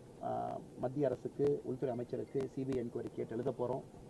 அவர்கள் இசைவு கொடுத்தாலும் கூட தமிழக அரசு இசைவு கொடுக்கணும். அதனால் அது கோர்ட்டுக்கு போய் கேஸு போட்டு சிபிஐ என்கொயரி நாங்கள் அது ஒரு ரூட் எடுத்தாலும் கூட அதற்கு நேரமாகும். இன்றைக்கி நம்ம கோர்ட்டுக்கு போகலாம், சிபிஐ என்கொயரி கேட்டு ஒரு கேஸ் போடலாம். அது 1 வாரம் 2 வாரம் 3 வாரம் கழிச்சு தீர்ப்பு வரும். அது ஒரு பக்கம் இருந்தாலும் கூட முதலமைச்சரும் புரிந்து கொள்ள வேண்டும், சில வழக்குகளுக்கு சிபிஐ பொறுத்தவரை அவங்க எஃபிஷியண்ட்டாக இருப்பாங்கிறத முதலமைச்சர் புரிஞ்சுக்கணும். நாம் ஒரு ஊழல் வழக்கை பற்றியோ வேறு ஏதோ பேசுகிறோம், ஒரு கிரைம் கேஸை பற்றி பேசுகிறோம். தமிழக காவல்துறையின் மீது முழு நம்பிக்கை உள்ள இன்ஸ்பெக்டர் அம்மா இருந்தாங்க, மேடம் இருந்தாங்க, எல்லாம் மிக கடுமையாக பணி செய்கிறாங்க. அதில் எந்த மாற்று கருத்து இல்லை. இருந்தும் அவர்களுக்கு ஒத்துழைப்பாக இருக்கணும். ஏன்னா இந்த மக்கள் பிரச்சனை, மக்கள் அது ஒரு லெவலுக்கு மேலே அரசின் மீது மரியாதை விட்டுருவாங்க. இதே மாதிரி போச்சுன்னா மக்களுக்கு ஜனநாயகத்தின் மீது மரியாதை போயிடும். ஆனால் ஜனநாயகத்தினுடைய முதல் வேலையே ஆட்சியில் இருப்பவர்கள் மக்களுடைய உயிருக்கும் உடைமைக்கும் பாதுகாப்பு கொடுக்கணும். இதுதான் ஒரு முதலமைச்சரோ பிரதமரோ அமைச்சர்களோ அவங்களுடைய முதல் வேலை. இன்னைக்கு உயிருக்கு பாதுகாப்பு கொடுக்க முடியும்னா ஜனநாயகத்தின் மீது நம்பிக்கை போயிடும், கேள்விக்குறி ஆயிடும். அதனால் இந்த விஷயத்தில் இன்னைக்கு கடிதம் எழுதுகிறோம். இது மாண்புமிகு முதலமைச்சர் அவர்களுக்கும் தனியாக ஒரு கடிதம் எழுதுகிறோம். இசைவு கொடுங்க, வேகமாக சிபிஐ வரட்டும், இந்த வழக்கை விசாரித்து தமிழக காவல்துறையோடு இணைந்து குற்றவாளியை கண்டுபிடிப்பது ஒன்று. 2வது, குற்றவாளி கொடுக்கக்கூடிய தண்டனை. இதுவரை இந்தியாவில் இது போன்ற ஒரு தண்டனை கிடைக்காத அளவுக்கு விரைவு இருக்கணும், வேகம் இருக்கணும். அவ்வளோ ஃபாஸ்ட்டாக சார்ஜ் ஷீட் போட்டிருக்கணும், ஸ்பெஷல் கோர்ட்டு கொண்டு வரணும். அதில் கொடுக்கக்கூடிய தண்டனை என்பது யாராவது ஆயுதத்தை தூக்குறேன் அப்படின்னா எல்லோருக்கும் முதலும் முடிவுமாக அந்த தண்டனை இருக்கணும் அப்படிங்கிறது எங்களுடைய கருத்தும் கூட.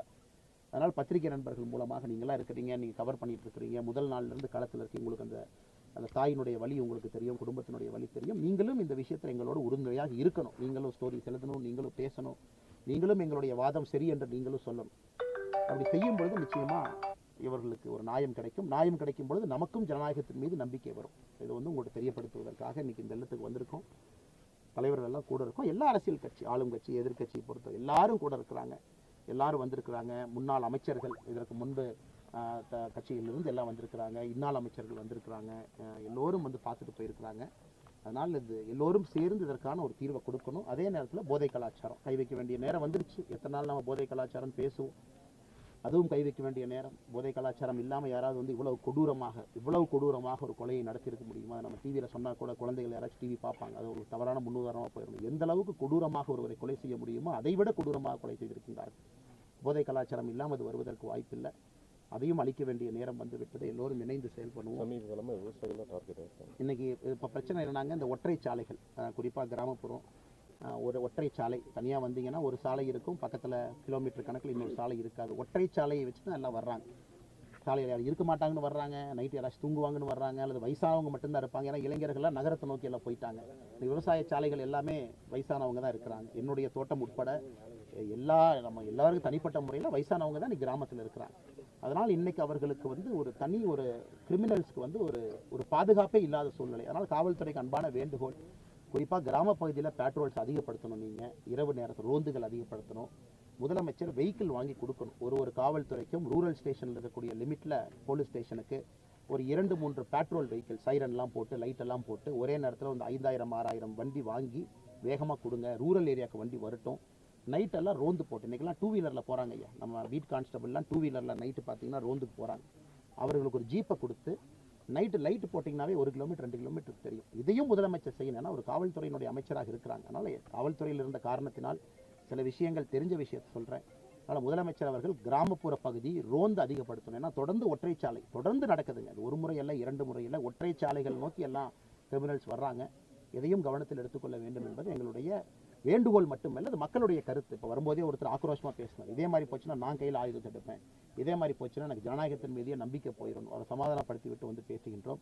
இதை தாண்டி பத்திரிகை நண்பர்களுக்கு கேள்வி இருந்தால் கேள்வி கேளுங்கன்னா பதில் சொல்லுங்கள். தமிழக அரசு இன்று வரைக்குமே எந்த ஒரு நிவாரணமோ இந்த வாழ்வாதாரமோ அந்த குடும்பத்துக்கு எந்த ஒரு முன்னோதரியான ஒரு ஆமாங்கண்ணா, உண்மை. இது எனக்கும் வந்து அதிர்ச்சி மட்டுமில்லை, ஆச்சரியம் கூட இந்த விஷயத்தை பொறுத்த வரைக்கும். ஏன்னா எனக்கு கள்ளச்சாராய மரணம் என்று சொல்லும் பொழுது 24 மணி நேரத்துக்குள்ளே முதல் ஆளாக ஓடி போய் நிவாரணம் கொடுக்குறோம். அது நாங்கள் குற்றம் சுமத்தில் நிவாரணம் யாருக்கு வேண்டுமோ கொடுக்கட்டும், அரசனுடைய கடமை, முதலமைச்சருடைய முடிவு. ஆனால் இங்கே 3 பேர் குறிப்பாக விவசாயத்தை நம்பி இருக்கக்கூடிய குடும்பம், தேவசிகாமணி ஐயாவாக இருக்கட்டும், துணைவியாராக இருக்கட்டும், 78 வயசு அவங்களுக்கு, விவசாயத்தை நம்பி இங்கே இருக்கிறாங்க. உள்ளூர் கிராம பூஜாரியாக இருந்திருக்கிறாங்க, கோயில் ட்ரஸ்ட்லலாம் இருந்திருக்கிறாங்க. நிவாரணம் ஏன் கொடுக்கல? முதல் கேள்வி. இரண்டாவது, அந்த அம்மாவுக்கும் கூட கணவர் இழந்திருக்கிறாங்க, ஏர்னிங் மெம்பர். அவர் வந்து ஒரு ஐடி ஊழியராக இருந்து பணி செய்து வரக்கூடிய வருமானத்தில் 2 குழந்தைகள் இருக்கிறாங்க. அதனால் முதலமைச்சர் அவர்கள் உடனடியாக நிவாரணம் கொடுக்கணும். நிவாரணங்கிறது இன்றைக்கி வந்து இவங்க 3 பிரெட் ஏர்னிங் மெம்பர், அதாவது அந்த தாயை பொறுத்தவரை மாமனார் இழந்திருக்கிறாங்க, மாமியார் இழந்திருக்கிறாங்க, கணவர் இழந்திருக்கிறாங்க. 3 பேரும் இன்றைக்கி வருமானம் ஈட்டக்கூடிய நிலைமையிலிருந்து 3 பேரும் போயிருக்கிறாங்க. யாருக்கு நிவாரணம் கொடுக்க வேண்டும் இல்லையோ தமிழகத்தில் முதல்ல நிவாரணம் கொடுக்க வேண்டிய இந்த குடும்பத்திற்கு அது முதலமைச்சர் கருத்தில் எடுப்பாருன்னு நான் நம்புறேன். ஏன்னா அமைச்சர்கள்லாம் வந்து பார்த்துட்டு போயிருக்கிறாங்க. அமைச்சர்கள் பார்த்துட்டு முதலமைச்சருக்கு போய் சொல்லுவாங்க. நான் வீடியோவில் பார்த்தேன், சாமிநாதன் நிறைய திமுக அமைச்சர்கள் வந்து நாங்கள் ஆளுங்கட்சியை சார்ந்தவர்கள். அதனால் அவங்க முதலமைச்சர் சொல்லணும். முதலமைச்சர் அவர்கள் உடனடியாக நிவாரணம் கொடுக்க வேண்டிய கடமை முதலமைச்சருக்கு இருக்குது. அதை கொடுக்கணும். ஏன்னா பிடிக்கிறது ஒரு பக்கம், அதுவும் கடமை. நிவாரணம் கொடுப்பது, ஏன்னா அரசு உங்களோட இருக்குது, மக்கள் உங்களோட இருக்காங்க, மக்களுடைய வைப்பணத்தில் தானே கொடுக்குறாங்க. அதனால் முதலமைச்சர் கொடுக்க வேண்டும் என்றும் வலியுறுத்துகின்றனர். சட்டம் ஒழுங்கு வந்து ரொம்ப சீர்கேடாக இருக்குது. இன்னைக்கு ரத்த வெள்ளத்தில் தமிழ்நாடு இருக்குங்கிறது ஆனால் எதிர்கட்சி முதல் அனைத்து கட்சிக்குமே ஒரு குற்றச்சாட்டு. சட்டம் ஒழுங்கு இது வந்து மத்திய அரசுக்கு கொண்டு போயிட்டீங்களா? மத்திய அரசு மாநில அரசு காப்பாற்றுறதுக்கு என்ன நடக்கும்? இப்போ தான் ஒரு டிஜிபி கான்ஃபரன்ஸ் நடந்ததுங்கன்னா நீங்கள் பார்த்துருப்பீங்க. தமிழ்நாட்டை சார்ந்த அதிகாரிகள் போனாங்க, பிரதமர் ஐயா பங்கேற்றாங்க. முதல் நாள் முழுவதும் பிரதமர் ஐயா கூட இருந்தாங்க. அதுக்கப்புறம் அடுத்த நாள் செஷன்ஸ் நடந்தது. ஒரு மாநில அரசை சார்ந்த அதிகாரிகள் பிரசன்டேஷன் போட்டு தமிழகத்தில் என்ன பிரச்சனைலாம் பேசினாங்கன்னா, அதே மத்திய அரசு வந்து வருடத்திற்கு ஒரு முறை நேரடியாக அதிகாரிகளை கூப்பிட்டு கேட்குறாங்க. ஒரு பக்கம் முதலமைச்சர் ஐயா சொல்கிறது, பிரதமர் கவனத்துக்கு போகிறது ஒரு பக்கங்கண்ணா. National development council, NITI Aayog meeting ஒரு பக்கம் இருந்தாலும் கூட பிரதமரை பொறுத்தவரை நன்றாக உங்களுக்கு தெரியுங்கன்னா, நம்முடைய பிரதமர் மட்டும்தான் தொடர்ந்து 11 ஆண்டுகளாக 2014 ஒரு வருஷமும் டிஜிபி கான்ஃபரன்ஸில் அவரே ஃபுல் டே உட்கார்றாரு. தமிழ்நாடு டிஜிபிட்ட ஃபீட்பேக் கேட்குறாங்க. அதனால் பிரதமருக்கு தெரியுங்கண்ணா. இன்றைக்கி நான் ஏன் இங்கே வந்து இது அரசியலாக பேசலையோ வேறு விஷயத்தையோ பேசலை அப்படின்னாங்கன்னா, இந்த விஷயத்தை பொறுத்தவரை சட்டம் ஒழுங்கு தமிழகம் முழுவதும் சீர்பெற்றிருக்கிறது, எந்த மாற்று கருத்தும் இல்லை. அதற்கு காரணம் காவல்துறையின் மீது ஒரு பழியை போடுவதோட சிஸ்டம் சரியில்லைங்க. நான் காவல்துறையுடைய கையை கட்டி போட்டு வச்சுருக்கிறீங்க. வெஹிக்கிள்ஸ் இல்லை, அவங்களுக்கான ஃப்ரீடம் இல்லை, சுதந்திரம் இல்லை, டிரான்ஸ்ஃபர் பாலிசி இல்லை, எதுவுமே கொடுக்காம காவல்துறை வேலை செய்யணும் அப்படின்னா அரசனுடைய மெத்தனை போக்கு. அது பேசுவதற்கு நமக்கு ஒரு வாய்ப்பு இருக்கும், பேசுவாங்க. ஆனால் இன்னைக்கு காவல்துறை வந்து வேலை செய்கிறாங்க, ஃபீல்டில் இருக்கிறாங்க, ஓடுறாங்க, ஒடியாறாங்க. பட் அவங்கள டூல்ஸ் எல்லாம் என்ன பண்ணுவாங்கன்னா, எதுக்கு நான் சிபிஐ கேட்குறேன்னாங்கன்னா, advanced tools, crime fighting team, இந்தியாவில் முடியாத பிளைண்ட் கேசஸ் எல்லாம் கிராக் பண்ணக்கூடிய பெஸ்ட் ஆஃபீஸர்ஸை கூப்பிடுவாங்கண்ணா. அவங்க நார்த் இந்தியன், சவுத் இந்தியன், எங்கேயோ ஒரு பக்கம் இருக்கட்டும், பெஸ்ட் இந்தியாவில் யார் இருக்கவங்களோ வந்து பாருங்கள், க்ளூஸை கண்டுபிடிங்க. கிராம பகுதியில் வந்துட்டு போயிருக்கிறாங்க, நீங்கள் கண்டுபிடிங்க. அதான் நம்முடைய நோக்கம். அதனால் இன்னைக்கு அது எல்லோருக்கும் தெரியும், திமுக அரசு வந்த பிறகு சட்டம் ஒழுங்கு என்பது நம்பர் 1 ஃபெயிலியர். மேலே வந்து மாற்று கருத்து இல்லை. ஆனால் இன்னைக்கு பரஸ்பர குற்றச்சாட்டாமல் நாங்கள் சொல்வது நாங்கள் ரெடியாக இருக்கோம். மத்திய அரசுக்கிட்ட நாங்கள் எழுதுகிறோம், நீங்கள் சிபிஐ உள்ளே வரதுக்கு அனுமதி கொடுங்க. ப்ராசிக்யூஷன் சாங்ஷன் நீங்கள் வித்ட்ரா பண்ணிட்டீங்க, சிபிஐ உள்ளே வர முடியாதுங்க, கோர்ட் ஆர்டர் வச்சு மட்டும்தான் வரணும். முதலமைச்சருக்கு கடிதம் எழுதுகிறோம். கிரைம் இஷ்யூவில் வந்து நம்ம ஒரே இடத்துல இருக்கலாம், நமக்குள்ள அதில் என்ன சண்டை? இன்னைக்கு தீர்வு வேணும், தீர்வு கொடுப்போம். ஏன்னா அவங்க ஜனநாயகத்தின் மீது நம்பிக்கை வந்துடுவாங்கண்ணா. இன்னைக்கு கட்சியை விடுங்க, ஆளுங்கட்சி எதிர்கட்சியை விடுங்க, மனிதனுக்கு ஜனநாயகத்தின் மீது நம்பிக்கை போயிடுச்சுன்னா அப்புறம் எதுக்கு வாக்கு அரசியல் இருக்குன்னா ஓட்டு அரசியல் இருக்கு. நீங்க ஒரு காவல்துறை அதிகாரி இருந்தவர், இப்போ இவ்வளவு நாள் ஆகியும் பிடிக்கலையே, இப்போ காவல்துறையோடைய விசாரணைகளை தோல்வி எதுக்காகன்னு நினைக்கிறேன் சார். இது வந்து கொஞ்சம் உள்ள நான் கேட்டேங்க சார், காவல்துறை அதிகாரிகளும் சில விஷயங்கள் ஷேர் பண்ணாங்க சார். இது என்னுடைய கருத்து, ஒரு ப்ரொஃபஷனல் டீம் மேலோட்டமாக பார்த்தீங்கன்னா நம்ம ப்ரெஸ்ஸில் சில விஷயங்கள் பேசினா தவறாக போயிடுங்க சார். குறிப்பாக வந்து எந்த அளவுக்கு மெட்டிகுலஸாக பண்ணியிருக்கிறாங்க, எந்த அளவுக்கு வந்திருக்கிறாங்க, செல்ஃபோன் வந்து எந்த அளவுக்கு அவங்க இறந்து போன ஒருத்தருடைய செல்ஃபோன் எடுத்து சிம் கார்டெல்லாம் கழட்டி அந்த அளவுக்கு உள்ளே வந்திருக்காங்க சார் டீப்பாக. ஆனால் காவல்துறையை பொறுத்தவரை மாவட்டத்தினுடைய காவல்துறை கண்காணிப்பாளர் அவர்கள் பத்திரிகை நண்பர்களுக்கு சொல்கிறாங்க 7 தனிப்படை 14 தனிப்படை அதிகமாகுது. ஃபொரன்சிக் டீம் வந்து வீடு கண்ட்ரோலில் வச்சுருக்காங்க. ஸோ அவங்களால முடிஞ்சதை பண்ணுறாங்க சார். இன்றைக்கி முதலமைச்சர் காவல்துறையினுடைய அமைச்சராக இருக்கக்கூடியவர் தமிழ்நாட்டில் இருக்கக்கூடிய பெஸ்ட் ஆஃபீஸர்ஸ் அனுப்பலாம். நமக்குன்னு சில அதிகாரிகள் இருக்கிறாங்க, நல்லா கிரைம் டிடெக்ஷன் பீப்புள். அடுத்த ஸ்டெப் வந்து அவங்கங்க வரணும். சிபிசிஐடி அதில் பெஸ்ட் ஆஃபீஸர்ஸ் வரணும். அது ஒரு பக்கங்க சார். இருந்தாலும் ஒரு வாரம் தான் ஆயிருக்கு. இன்றைக்கி ஒரு வாரத்துக்குள்ளே மேக்ஸிமம் மர்டர் கேஸ் டிடெக்ட் ஆயிரும். இந்த மாதிரி சென்சேஷனல் கேசஸ் எல்லாம் இன்றைக்கி ஒரு வாரத்தை தாண்டி இருக்கும். அதனால தான் நான் ஒரு வாரமாக கேட்காத இன்றைக்கி நான் சொல்கிறேன் சார். நான் ஒரு வாரமாக அவங்க பண்ணியிருக்கணும், க்ளூஸ் இருந்திருக்கும். இருந்தும் முயற்சி பண்ணி வரல அப்படின்னா ஒரு ஸ்கில் லெவல் வந்து ஒரு அல்லது ஸ்கில்லோ ஒரு டெக்னிக்கோ ஒரு டூல்ஸோ வெளியிருந்து ஒரு ஃபொரன்சிக் டூல்ஸ் பெட்டராக இருக்கலாம். அதனால தான் சிபிஐ கேட்குறோம் சார். ஏன்னா உங்களுக்கு இந்த மாதிரி கேஸ் எல்லாம் கொஞ்சம் லேட் ஆயிடுச்சுன்னா அப்புறம் டிடெக்ட் பண்ணுறது கஷ்டமாக போயிருங்க சார். அதுக்கப்புறம் உங்கள் கவனம் மாறிடும், வேறு பக்கம் கவனம் வந்துடும், இன்னொரு இஷ்யூ வந்துடும். அப்புறம் நாம ஒரு 3 மாதம் கழிச்சு அடுத்த கேஸ் வரும்போது இதை மறந்துட்டு அடுத்த கேஸுக்கு போயிடும். அது மனிதனுடைய இயல்பு. அது நடக்கக்கூடாது என்பதற்காகத்தான் ஒரு போர்க்கால அடிப்படையில் சிபிஐ வரட்டும், தமிழக காவல்துறையோடு இணையட்டும், இந்த இடத்துல கிராக் பண்ணி காட்டும். ஒரு வாரம் நடந்திருக்கு. குறிப்பாக லோக்கல் காவல்துறையை பொறுத்தவரை உயிரை கொடுத்து பாடுபடுறாங்க சார். கான்ஸ்டபிள்ஸ் அவங்களும் இரவு பகலாக வேலை செய்கிறாங்க. எனக்கு அதனால் சட்டம் ஒழுங்கு கெட்டிருக்கு, அது ஜென்ரல் ப்ராப்ளம். பட் லோக்கல் காவல்துறை இவங்க அப்படின்னு நான் குற்றம் சுமத்துவதை விட நாங்கள் உங்களோடு வருகின்றோம், உதவியை ஏற்றுக்குங்க, ஒரு கரத்தை நீட்டுறோம், கரத்தை பிடிச்சிக்கங்க, சேர்ந்து பயணம் பண்ணுவோம், இந்த விஷயத்தை கிராக் பண்ணுவோம், மக்களுக்கு முன்மாதிரி அரசியல் கட்சிகளாக இருப்போம் என்பது என்னுடைய வாதங்கள். ஆமாங்க, செகண்ட் பார்ட்டுங்க சார். கரெக்ட். இன்னைக்கு வந்து தமிழ்நாடு காவல்துறைக்கு தெரியும் கிராமப்புறத்தை நோக்கி கிரைம் அதிகமாயிருச்சு. இப்போ அவங்க ஸ்ட்ராட்டஜியை மாற்றணும். இன்னும் நகர் சார்ந்த காவல்துறை எத்தனை நாளைக்கு பண்ணுவீங்கன்னா, சிட்டிக்குள்ளே வாங்க எல்லாம் பயம் அத்தனை பேட்ரோலு கால் பண்ணிங்கன்னா கண்ட்ரோல் ரூம் வந்து அனுப்புகிறாங்க. கிராமத்துக்கு ரிசோர்ஸஸே இல்லை. இன்றைக்கி முதலமைச்சர் ரிவ்யூ மீட்டிங்கில் கண்டுபிடிக்கணும், போன ஆண்டு கிராமப்புறத்தில் எத்தனை கிரைம், நகர்ப்புறத்தில் எத்தனை கிரைம் அதிகமாகுதா. ஆமாம், அப்போ கிராமப்புறத்துக்கு ரிசோர்ஸஸ் அதிகப்படுத்துங்க. சிசிடிவி கேமரா கம்பல்சரி எல்லாம் கார்னர் ஜாயின்ஸில் வைங்க. யாராவது ஊர்லேருந்து வெளியே போகிறாங்களா உள்ளே வர்றாங்களா தெரியணும். அடுத்தது மீடியா நண்பர்கள் மூலமாக லோக்கல் பப்ளிக்கெல்லாம் இணைச்சு ஒரு வாலண்டரி கிரைம் ஸ்குவாட் ஒன்று ரெடி பண்ணுங்கள். அவங்க போய் அவேர்னஸ் கிரியேட் பண்ணிட்டோம். 3வது பேட்ரோல் வெஹிக்கிள்ஸ் கொடுங்க. ரூரல் ஸ்டேஷனில் எல்லா அதிகாரிகள் ஃபில் பண்ணுங்கள். வேக்கன்சியை விடாதீங்க. 60 கான்ஸ்டபிளுக்குன்னா 60 வைங்க, 20 ஹெட் கான்ஸ்டபிளுக்குன்னா 20 வைங்க. இதுதான் இன்றைக்கி பிரச்சனைங்க ஐயா. இன்றைக்கி ரூரலில் பார்த்தீங்கன்னா ரொம்ப தின் போலீஸ், 30 பேர் 50% வேகன்சியில் இருக்குது. நகர்ப்புறம் எல்லாம் போயிடுறாங்க. கரெக்டாக காவல்துறையை பொறுத்தவரை குழந்தைங்களை படிக்க வைக்க முடியும், அவங்களும் அங்கே விருப்பப்படுவாங்க. ஆனால் முதலமைச்சர் ஸ்பெஷல் இன்சென்டிவ் கொடுக்கட்டும். ரூரல் ஏரியாவில் வேலை செய்கிறீங்களா, சம்பளம் ஒரு 4000 சேர்த்து கொடுக்கலாம்.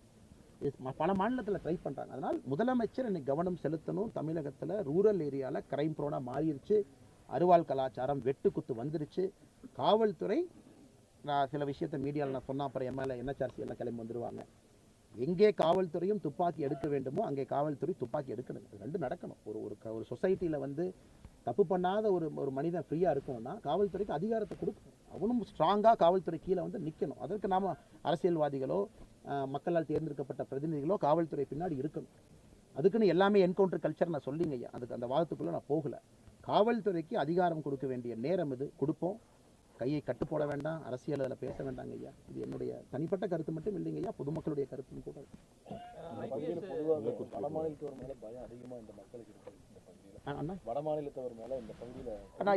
கரெக்டுங்கண்ணா. இப்போ வந்து உங்களுக்கு குறிப்பாக இந்த லேபர் ஒரு பக்கம் அதிகமாகுது, வேறு மாநிலத்திலேருந்து வர்றாங்க அப்படின்னாவே ஆமாம் கலாச்சார வித்தியாசங்கள் இருக்குது. காவல்துறைக்குடைய கடமை அதிகமாகுது. வட மாநில தொழிலாளர்கள் வர்றாங்கன்னா அவர்களுக்கு வேலை கொடுக்கக்கூடிய கம்பெனி பக்காவாக டேட்டா மெயின்டைன் பண்ணுறாங்களா, அவங்க கிரைம் ரெக்கார்டு உள்ளூர் ஸ்டேஷன்லேருந்து எடுத்துட்டாங்களா. சப்போஸ் பீகார்லேருந்து, யூபியிலேருந்து, ஜார்க்கண்ட்லேருந்து, ஒரிசாலேருந்து ஒரு நபர் இங்கே வந்து வேலை பார்க்குறாங்கன்னா இங்கே வேலை கொடுப்பதற்கு முன்பு கம்பெனிக்காரங்க ஒரு என்ஓசி வாங்கியிருக்காங்களா, இதெல்லாம் தமிழ்நாடு அரசு இன்சிஸ்ட் பண்ணுங்கண்ணா. குறிப்பாக நம்முடைய தமிழ்நாடு அரசை பொறுத்தவரை மைக்ரண்ட் லேபரர் போர்டுனே ஒரு போர்டு இருக்குங்கண்ணா. அவங்க கணக்குப்படி 25 லட்சம் பேர் வெளிமாநிலத்தை சார்ந்தவங்க தமிழ்நாட்டில் வேலை பார்க்குறாங்க. எங்கள் கணக்குப்படி 50 லட்சம் பேர் இருக்கலாம், அதிகமாக தான் இருக்கும். அப்படி இருக்கும்போது தமிழ்நாடு அரசு ஒரு வரைமுறை கொண்டு வருது. வெளி மாநிலத்திலிருந்து தமிழ்நாட்டில் வேலை பார்க்குறீங்களா இல்லை உள் மாநிலத்திலேயே வேறு மாவட்டத்திலேருந்து வர்றீங்களா? காவல்துறைக்கு ஒரு 30 நாளுக்குள்ள ஒரு வெரிஃபிகேஷனுக்கு அனுப்புவோம். இங்கிருந்து லோக்கல் காவல்துறை அனுப்புவாங்க. இந்த மாதிரி இவங்க வேலை பார்க்குறாரு, இதான் அவர் ஆதார் ஐடி, இதான் அவருடைய ஐடி கார்டு, இதான் அவருடைய ரேஷன் கார்டு எல்லாம். அதில் ஸ்டேஷனில் எஃப்ஐஆர் இருக்கா சொல்லுங்கள். ஸோ இந்த மாதிரி அடிப்படை பிரச்சனை. ஏன்னா மக்கள் நம்ம வர்றதை தடுக்க முடியாதுங்க. காரணம், இன்றைக்கி வட மாநிலத்திலேருந்து வரக்கூடிய தொழிலாளர்கள் ஒரு வேலையை செய்ய வேண்டாம்னு சொன்னால் அந்த வேலையை செய்வதற்கு வேறு யாராச்சும் இருக்காங்களான்னு கேட்டிங்கன்னா இல்லை. அது ஒரு பக்கம் உண்மை. இன்னொரு பக்கம் தொழிலாளர்கள் வருவது ஃப்ரீ கண்ட்ரியில் எல்லாம் வர்றாங்க. அவர்களை கண்காணிக்க வேண்டுமா? நிச்சயமாக கண்காணிக்கணும். கண்காணிப்பதற்கு அரசு ஒரு டாக்குமெண்ட் எஸ்ஓபி ரெடி பண்ணியிருக்காங்களா? எனக்கு தெரிஞ்சு இல்லை. ஆனால் இன்றைக்கி குறிப்பாக அந்த கொங்கு பகுதியில், குறிப்பாக இந்த பகுதி சோலார்லேருந்து விண்மில்லிருந்து வடமாநில தொழிலாளர்கள் நிறையா இருக்கிறாங்க. வரட்டும், வேலை பார்க்கட்டுங்கன்னா கண்காணிக்கணும். எல்லாரை பற்றியும் வேறு மாவட்டத்திலேருந்து வர்றாங்களா அந்த மாவட்டத்தையும் கண்காணிக்கணும். யாராக இருந்தாலும் ஒரு பேசிக் அவங்க பற்றி பேக்ரவுண்ட் ஒரு காவல்துறைக்கு தெரிஞ்சிருக்கணுங்கண்ணா. ஏன்னா இப்போ காவல்துறைக்கு தெரியறதே இல்லை. ஏதோ ஒரு கம்பெனி 4 பேருக்கு வேலை கொடுக்குறாங்க, யார் வர்றாங்க போகிறாங்க, வீடுங்க தங்குறது தெரியாது. அதனால் நான் சொல்கிறது ஆக்கப்பூர்வமான யோசனைங்கண்ணா. இது சொல்லும் பொழுது வர்றவங்களுக்கும் பயம் இருக்கும். அதனால் இது கொண்டுட்டு போகணும் அப்படிங்கிறது எங்களுடைய இன்னொரு விவசாய பிரச்சனை. ஐடிபிஎல் பெட்ரோலிய குழாய் குழாய் படிக்கிறது பெரிய இஷ்யூ விவசாயிகளுக்கு. அண்ணா பெட்ரோலியத்துறை அமைச்சர்கிட்ட பேசினாங்கன்னா தொலைபேசி மூலமாக நேற்று முன்தினம். நான் பெட்ரோல் துறை அமைச்சர்கிட்ட பேசினாங்கன்னா ஹர்தீப் சிங் பூரி ஐயா கிட்ட விவசாய தரப்பினுடைய வாதங்களை ரொம்ப தெளிவாக எடுத்து சொன்னோம். 10ஆம் தேதி நேரம் கொடுத்துருக்காங்கன்னா நம்முடைய தலைவர்கள் விவசாயிகளை வச்சு டெல்லி போகிறாங்க. பெட்ரோலியத்துறை செக்ரட்டரி இருக்கிறாங்க, எல்லாத்தையும் கூட்டிகிட்டு போய் உட்கார்ந்து ஒரு சொல்யூஷன் கண்டுபிடிக்கிறதுக்காக நம்முடைய விவசாயினுடைய தலைவர் ஜி.கே. நாகராஜன், சொல்லியல்வர் ஐயா, செல்லமுத்தையா எல்லாம் ஆல்ரெடி பிளான்லாம் பண்ணிட்டாங்கன்னா 9ஆம் தேதி போயிட்டு 10ஆம் தேதி வந்துச்சு. பைப் அலைன்மெண்ட்டு, அதை கொஞ்சம் ரோடு பக்கம் மாற்ற முடியுமா, அதுக்கு எக்ஸ்ட்ரா என்ன காஸ்ட் ஆகுது, இதற்கான எல்லா விதமான விஷயங்களையும் பரிசீலிப்பதாக உறுதி கொடுத்துருக்கலாம். நீங்கள் வர சொல்லுங்கள், நம்ம செக்ரட்டரி எல்லாம் உட்காருவாங்க, உட்கார்ந்து we will find a solution. அதனால் எனக்கு ஒரு பெரிய நம்பிக்கை இருக்குது. 10ஆம் தேதி இவங்கெல்லாம் போகும்போது இதற்கான ஒரு தீர்வு நமக்கு கிடைக்கும். நம்ம முதல் நாள்னு சொல்கிறோம்னா தீர்வுக்காக போராடுறோம். ஏன்னா 25 ஆண்டுகள் ரைட் ஆஃப் யூஸ் அங்கே ஆர்ஓயை கொடுத்துட்டாங்க. எனக்கு 25 ஆண்டுகள் கழித்து இந்த 5 வருஷம் கான்ட்ராக்ட் முடிக்கிறதுக்கு முன்னாடி மறுபடியும் பைப் போடுறாங்க. அதே நேரத்தில் மத்திய அரசுக்கு யாராக இருந்தாலும் 1961 பிபிஎம்பி சட்டத்தை பார்த்தீங்கன்னா முழு அதிகாரம் இருக்குது. ஏன்னா அது ஒரு கிரிட்டிக்கல், பெட்ரோலியத்தை பொறுத்த கிரிட்டிக்கல். இந்த பைப் லைன் பார்த்தீங்கன்னா ஆல்மோஸ்ட் இது 800 போய் ராஜஸ்தான் வரைக்கும் சப்ளை பண்ணக்கூடிய ஒரு இதுங்கண்ணா. அதனால் நமக்கு தீர்வு கிடைக்கணும். நாட்டினுடைய வளர்ச்சி முக்கியம். அதே நேரத்தில் விவசாயிகள் கோரிக்கை நியாயமானது தான். ஏன்னா அவங்க சொல்கிறதும் கிராஸாக போடுறீங்க, டைகனலாக போடுறீங்க, விவசாயமே பண்ண முடியல, 25 வருஷத்துக்கு முன்னாடி மார்க்கெட் ரேட் என்ன, இப்போ மார்க்கெட் ரேட் என்ன, நியாயமான கோரிக்கை அமைச்சருக்கு தெளிவுபடுத்தியிருக்கோம். 10ஆம் தேதி காத்திருப்போங்க. நாங்கள் எல்லாம் போகிறாங்க, உட்கார்ந்து எல்லாம் செக்ரட்டரி எல்லாம் பேசி, அந்த சம்பந்தப்பட்ட கம்பெனி செக்ரட்டரி வர்றாங்க, இந்தியாவுடைய பெட்ரோலியம் செக்ரட்டரி வர்றாங்க, பேசி ஒரு தீர்வு காணுவாங்க. ஆனால் ஐபிஎஸ் மாநாட்டில் வருண் நாம் தமிழர் கட்சியை ஒரு பிரிவினைவாத கட்சி அப்படின்னு சொல்லியிருக்காரு. அதுக்கு சீமான் சொல்லும்பொழுது ஒரு ஒருமையில பேசியிருக்காரு. அது நீங்க ஐபிஎஸ் என்ன எப்படி பாக்குறீங்க? இதில் ஒரு ஆச்சரியமான விஷயம் என்னன்னாங்கன்னா, ஐபிஎஸ் அதிகாரி மரியாதைக்குரிய திரு வருண்குமார் அவர்கள் என்னுடைய பேட்ச்மேட்டும் கூட ஒன்றா ட்ரைனிங் பண்ணியிருக்கிறோம். அது ஒரு பக்கங்கன்னா, நாம் தமிழர் கட்சியை சார்ந்த ஐயா சீமான் அவர்கள் மிக முக்கியமான அரசியல் தலைவர் தமிழகத்தில், முக்கியமான ஒரு குரல் தமிழகத்தில், பத்திரிகை நண்பர்கள்லாம் பார்க்குறீங்க. ஆனால் இதில் நான் கருத்து சொல்வதை விடங்கன்னா, ஏன்னா ஒரு பக்கம் ஐபிஎஸ் அதிகாரிகள்லாம் அந்த மாநாட்டுக்குள்ளே பேசுகிறாங்க. நானும் அந்த நிறைய மாநாடு பங்கேற்றிருக்கேங்கண்ணா என்னுடைய சர்வீஸில். ஏன்னா நிறைய ரூமுக்குள்ளே நிறைய விஷயங்கள் பேசுவாங்க. அது சில நேரத்தில் ஒரு அதிகாரியினுடைய தனிப்பட்ட கருத்தாக இருக்கலாம், அது மாநில காவல்துறையினுடைய கருத்தாக இருக்காது, மாநில அரசனுடைய காவல்துறை கருத்தாக இருக்காது. இப்போ இந்த வீடியோலாம் வெளியே வந்ததுக்கப்புறம் தான் பிரச்சனை. சீமான் அண்ணனை பொறுத்தவரை என்னை ஒரு அரசியல் கட்சி தலைவராக கேட்டிங்கன்னா பேசுவதற்கு எல்லா உரிமையும் அவருக்கு இருக்குங்க. நான் தமிழ் சார்ந்த, குறிப்பாக அவருடைய தமிழ் தேசியம்னு சொல்கிறாங்க. நாங்கள் இந்தியா முழுவதும் ஒரு தேசிய அரசியலாக நாங்கள் பார்க்குறோம். அதில் தமிழுக்கு முன்னுரிமை வேண்டும் என்று சொல்லுகின்றோம். இதுதான் பிஜேபியினுடைய அரசியலுங்கண்ணா. அதனால் சீமான் அண்ணனை பொறுத்தவரை ரொம்ப ஒரு அண்ணன் தான் எப்பவுமே சொல்லுவேன், எனக்கு தம்பின்னு சொல்லுவார், நிறைய விஷயங்கள் பேசுவாங்க. காவல்துறை அதிகாரிகள் கருத்து சொன்னாலும் கூட அது அவர்களுடைய கருத்தாக இருக்கலாங்கன்னா தனிப்பட்ட கருத்தாக இருக்கும். இதுதான் என்னுடைய கருத்துங்கண்ணா. தமிழக காவல்துறை சொல்லியிருக்காங்களா இல்லை, டிஜிபி சொன்னாங்களா இல்லை, சீஃப் செக்ரட்டரி சொன்னாங்களா, ஹோம் செக்ரட்டரி சொன்னாங்களா, முதலமைச்சர் சொன்னாங்களா? நாம் தமிழர் ஒரு அரசியல் கட்சி, முக்கியமான கட்சி, தமிழகத்தில் இருக்கக்கூடிய கட்சி. அவர்கள் அரசியலும் தமிழகத்துக்கு தேவைப்படுகிறது, மாற்று கருத்து சில இடத்துல சொல்கிறாங்க. அதனால் இதை ஒரு பெரிய ஒரு விஷயமா பெரிதுபடுத்தாமல் ஒரு ஐபிஎஸ் அதிகாரி ஒரு மீட்டிங்கில் இன்டர்னலாக அவருடைய கருத்தை சொல்லியிருக்காரு. முடிஞ்சு போச்சுங்கண்ணா. அந்த வீடியோ எப்படி வெளியே வந்துச்சு எனக்கு தெரியாதுங்கண்ணா. அதனால் இது அவர் சொன்ன கருத்து தமிழக காவல்துறை கருத்தா இல்லை பிஜேபி கருத்தா? கண்டிப்பாக பிஜேபி கருத்து கிடையாது. அதனால் நாம் தமிழர் அரசியல் செய்யட்டும், அவர் பேசுவதற்கு உரிமை இருக்குது, ஜனநாயகம் எல்லாமே பேசலாங்கன்னா எண்ட் ஆஃப் த டே 5 வருஷத்துக்கு ஒருக்கா மக்கள் சொல்கிறாங்க யார் பேசுறது கரெக்டு, யார் பேசுறது கரெக்டு. அரசியலை ரிஜெக்ட் பண்ணாமல் மக்கள் ரிஜெக்ட் பண்ணுறாங்க, அதையும் நம்ம ஏற்றுக்கிறோம். அதனால் இதை வந்து பெருசுப்படுத்தாமல், ஏன்னா ஒரு அரசியல் தலைவருக்கும் காவல்துறை அதிகாரிகளுக்கும் சண்டை, அப்புறம் போலீஸுக்கு சண்டை, அப்புறம் அரசியல் கட்சிக்கும் தமிழக காவல்துறைக்கும் சண்டை அப்படிங்கிறத இப்பயே முடிவுக்கு கொண்டு வந்து அவர்கள் அவர்களோட வேலையை பார்க்கணும் அப்படிங்கிறது தான் என்னுடைய தாழ்மையான கருத்து. அப்படி இல்லைங்கன்னா ஒரு 3 மாத காலம் வெளியிருந்து ஒரு கடினமான ஒரு கல்லூரியில் படிக்கிறீங்க, நிறைய விஷயங்கள் நம்ம செய்யக்கூடிய தவறுகளை நம்ம பார்க்குறோம், நம்ம செய்யக்கூடிய நல்ல விஷயங்களை பார்க்குறோம். ஒரு மனிதனுக்கு வந்துங்கன்னா அப்பப்போ நம்ம கண்ணாடி பார்க்கணுங்கன்னா இந்த விஷயத்தை என்ன பெட்டராக பண்ணலாமா, இன்னும் கொஞ்சம் நல்லா ஹேண்டில் பண்ணலாமான்னு அப்பப்போ நாமளும் முதிர்ச்சியை காட்டணும் இல்லைங்கண்ணா. இல்லாட்டி 36 வயசில் சின்ன பையன் அரசியலுக்கு வந்துட்டான் அப்படின்னு அண்ணன் சொல்கிறத விட, அரசியல் வந்த பிறகு அண்ணாமலை தன்னை இம்ப்ரூவ் பண்ணிக்கிறாரு, கொஞ்சம் கொஞ்சமாக அவருடைய குறைகளை நிவர்த்தி பண்ணுறாருன்னு யாராச்சும் சொன்னாங்கன்னா அந்த கருத்தை நான் ஏற்றுக்கிறேங்கன்னா, அதே நேரத்தில் நான் செய்யக்கூடிய தவறுகள் நிறையா மீடியா நண்பர்கள் அப்பப்போ சொல்லுவீங்க, ஆனால் எங்கிட்ட என்ன சண்டை போடுறீங்க, வந்த புதுசில் நாங்கள் என்னென்ன பண்ணோம், அந்த கருத்தையும் ஏற்றுக்கிறேன். அது முடிஞ்ச வரைக்கும் நம்ம திருத்திக்க பார்க்குறோம். திரும்ப சொல்கிறோன்னா சண்டை உங்களோட இல்லை, சில நேரத்தில் உங்கள் ஓனரோட சண்டை போடுறோம், கரெக்டு தான், உங்கள்கிட்ட நம்ம பேசக்கூடாதுன்னு வாய்ப்பு கிடைக்கும் பொழுதெல்லாம் மீடியா நண்பர்கள் என்னை திருத்துறீங்க. அதை நான் ஏற்றுக்கொள்வது அரசியல்வாதியினுடைய கடமை. நான் சொல்வதான் சரின்னு எப்போ சொல்லக்கூடாதுங்கன்னா, நிறைய தவறுகள் செய்திருக்கின்றேன், அதை சுட்டி காட்டும் பொழுது கண்ணாடியை பார்க்குறேன், என்னை திருத்திக்கிறேன். நல்ல விஷயம் செய்யும் பொழுது பாராட்டுறீங்க, அதையும் ஏற்றுக்கிறேங்கன்னா. அதனால் சீமானனை பொறுத்தவரை ஒரு அண்ணன், மாறுபட்ட கோணம், வேறு வேறு பாதை, சித்தாந்தம் வேறு, எல்லாம் வேறு, அரசியல் இருக்கும், 2 பேரும் தமிழ்நாட்டுக்காகத்தானே இருக்கும், அதில் தவறு இது இல்லையாங்கண்ணா. அவர் மாதிரி விஜய் அந்த பங்கேற்கிற புத்தக திருவிழா திருமாவளவன் வந்து கூட்டணியில் பிரச்சனை ஏற்படுத்துறதுனால இந்த புத்தக திருவிழா நாங்கள் பங்கேற்றுக்கல அப்படிங்கிற மாதிரி அந்த ஒரு தனியார் நிறுவனம், விகடன் நிறுவனம் நடத்தக்கூடிய ஒரு புத்தக வெளியீட்டு விழா, அவர்கள் முடிவு செய்கிறாங்க யாரை கூப்பிடணும் யாரை கூப்பிடக்கூடாதுன்னு. அந்த புத்தகம் வெளியிடக்கூடிய நிறுவனத்திற்கு முழு இது இருக்குது. திருமாவளவனுடைய குரல் முக்கியமான குரலுங்கண்ணா. அதனால் அந்த பஞ்சாயத்து எனக்கு தெரியாதுங்கண்ணா. அவங்க ஃபஸ்ட்டு கூப்பிட்டாங்களா, கூப்பிட்டதுக்கப்புறம் வேண்டான்னு சொன்னாங்களா, விஜய் அவர்கள் எப்போ ஒத்துக்கிட்டாங்க. நானும் காலைல திருமாவளவனுடைய அறிக்கையை படித்தேன், 4 பக்கம் அறிக்கை கொடுத்துருந்தாங்க, இன்னைக்கு காலையில் நானும் படித்து பார்த்தேங்கண்ணா. அதனால் இது அம்பேத்கர் ஐயாவுடைய நினைவு நாள், 68வது நினைவு நாளில் ஒரு வேண்டாத சர்ச்சையாக தான் நான் பார்க்குறேன். ஏன்னா நான் இன்னைக்கு காலையில் ஒரு வீடியோ போட்டிருந்தேங்க, நான் பேசி ஒரு வீடியோ போட்டிருந்தேன், நான் எப்படி அம்பேத்கர் ஐயாவை பார்க்குறேன்னு. அதனால் இன்றைக்கி புத்தக வெளியீட்டு விழா நடக்கட்டும், ஒரு புதிய கருத்துக்களை சொல்லுங்கள், மக்கள் எல்லாம் கேட்கட்டும், அம்பேத்கர் ஐயாவுடைய புகழை எல்லாரும் பாடுவோம். அதனால் திருமாவளவனுக்கு ஒரு கருத்து இருக்குது, விகடனுக்கு ஒரு கருத்து இருக்குது, விஜய் ஐயா எனக்கு பேசும்போது அவருக்கு ஒரு கருத்து இருக்கலாம். அதனால் அவரவர்கள் கருத்துக்கள் மக்கள் முடிவு. பாஜக அதை எப்படி பார்க்குறீங்க? விஜய் அம்பேத்கர் புக்கு வெளியிட்ட வந்து பாஜக நாங்கள் இளையராஜா ஐயா வந்து ஒரு அற்புதமான அடித்துறை எழுதியிருந்தார், மோடி அண்ட் அம்பேத்கர் அப்படிங்கிற புத்தகத்துக்கு. அதை விட சிறப்பாக அம்பேத்கர் ஐயாவுடைய கொள்கையை இந்தியாவில் எந்த அரசியல்வாதி முன்னெடுத்துட்டு போகிறாங்கன்னு யாரும் சொல்ல முடியாதுங்கண்ணா. இளையராஜா ஐயா எழுதியிருந்தார். அதனால் மோடி அண்ட் அம்பேத்கர் புத்தகத்தை நாங்கள் எல்லாரும் படிச்சிருக்கோங்கன்னா, இன்னைக்கு அம்பேத்கர் ஐயாவுடைய ஒரே சிஷ்ய பிள்ளை, ஒரே தூதுவன், கரெக்டாக ஃபீல்டில் வேலை செய்கிறாருன்னா, கல்ல வீடியோவில் நான் பேசியிருக்கேங்கன்னா, ஒரே மனிதர் மோடி ஐயா தான். அதனால் 1008 பேர் சொல்லட்டுங்கன்னா, ஆனால் செயலில் காட்டும் போது நான் ஏற்றுக்கிறேங்கண்ணா. சொல்வது எளிது, இன்னைக்கு புதுசாக சொல்லலாங்கன்னா 10 ஆண்டு காலம் வாழ்ந்து காட்டுங்கள், அதன் பிறகு நான் தலைவணங்குகிறேன். ஜாதி வரி கணக்கெடுப்பு இதுக்கெல்லாம் பாஜக எதிர்ப்பு தெரிவித்து சமூக நீதி பொதுமக்களுக்கு வழங்குறதுக்கு இல்லாமல் தடை போடுது அப்படின்னு சொல்லி முதல்வர் ஒரு கருத்து. ஆனால் மகளிர் இடஒதுக்கீடு மசோதா கொண்டு வந்தது நாங்கள், செயல்படுத்துறது நாங்கள், அதை செயல்படுத்தினது மோடி ஐயா. இத்தனை நாளாக 10 ஆண்டு காலமாக இவங்க யூபிஏல இருந்த பொழுது கொண்டே வரல, பிளாக் பண்ணி வச்சுருந்தாங்க. அதனால் முதலமைச்சர் அவர்களுக்கு எனக்கு தெரியலிங்கன்னா, அந்த கருத்து கரெக்டாக தெரியல, நீங்கள் சொன்னதுக்காக சொல்கிறேன்.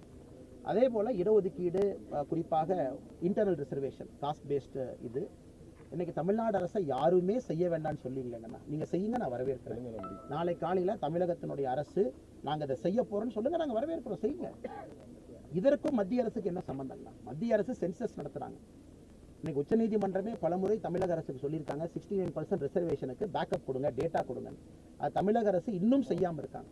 எங்கேயாவது பாரதிய ஜனதா கட்சி தமிழக அரசை செய்ய வேண்டாம் நாங்கள் சொன்னோமாங்கண்ணா? செய்வதற்கு முழு உரிமை முதலமைச்சருக்கு இருக்குது, முதலமைச்சர் செய்யட்டும், செய்யணும்னு நினைச்சா செய்யட்டும். எங்களுடைய கோணம் என்ன? எல்லாரும் ஒரே தாய் பிள்ளைகள், ஒன்றாக இருப்போம், பிளவுவாத அரசியல் வேண்டாம் என்பதை பிரதமர் முன்னெடுத்திருக்கிறார். யாரும் முதலமைச்சர் அவர்கள் நாங்கள் தடுக்கலையேங்கண்ணா, செய்யாதீங்கன்னு சொல்லவே இல்லைங்க.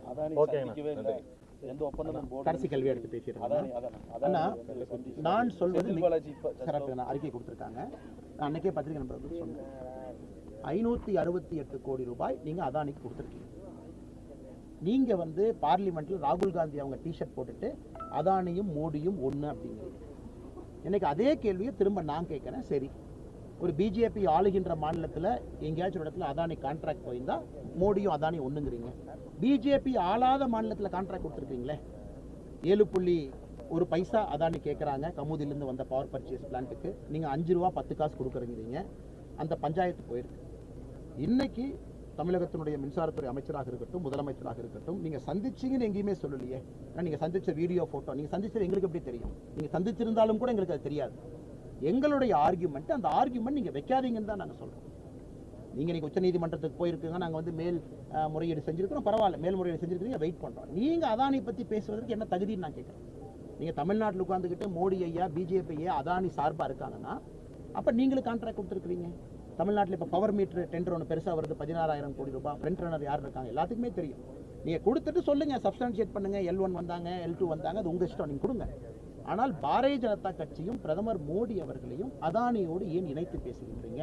காங்கிரஸ் ஆள்ற மாநிலத்தில் அதானி கான்ட்ராக்ட் போகுது, திமுக ஆள்ற மாநிலத்தில் அதானி கான்ட்ராக்ட் போகுது. அதனால் செந்தில் பாலாஜி அவர்கள் கொடுத்திருக்கக்கூடிய அந்த செய்தி குறிப்புக்கு, நேற்று நான் போட்ட ட்வீட்டுக்கு செய்தி குறிப்பு கொடுத்துருக்காங்கன்னா பதில் நாங்கள் கொடுக்குறோம். நீங்கள் படிப்பீங்க, பதில் நாங்கள் கொடுக்குறோம், அதுக்கான பதிலும் கொடுக்குறோம். அதனால் இன்னியாவது முதலமைச்சர் அவர்கள் பாரதிய ஜனதா கட்சியோ பிரதமர் மோடி அவர்களையோ ஏதாவது ஒரு தொழிலதிபரோடு சம்மந்தப்படுத்தி பேசாதீங்க. ஏன்னா இந்த நாட்டிலையும் அது நடக்குது, இங்கேயும் கான்ட்ராக்ட் போகுது. நீங்கள் நேர்மையாக கொடுத்துருக்கீங்கன்னு ஆர்கியூ பண்ணுறீங்கன்னா அதே தானே பாரதிய ஜனதா கட்சி. நன்றிங்க. அண்ணா அண்ணா இங்கே வந்துருக்கண்ணா, இங்கே வந்துருக்கேன். நன்றிங்கண்ணா. அண்ணா இப்போ பார்த்தீங்கன்னா அதை வெளி மாநிலத்தவர்கள்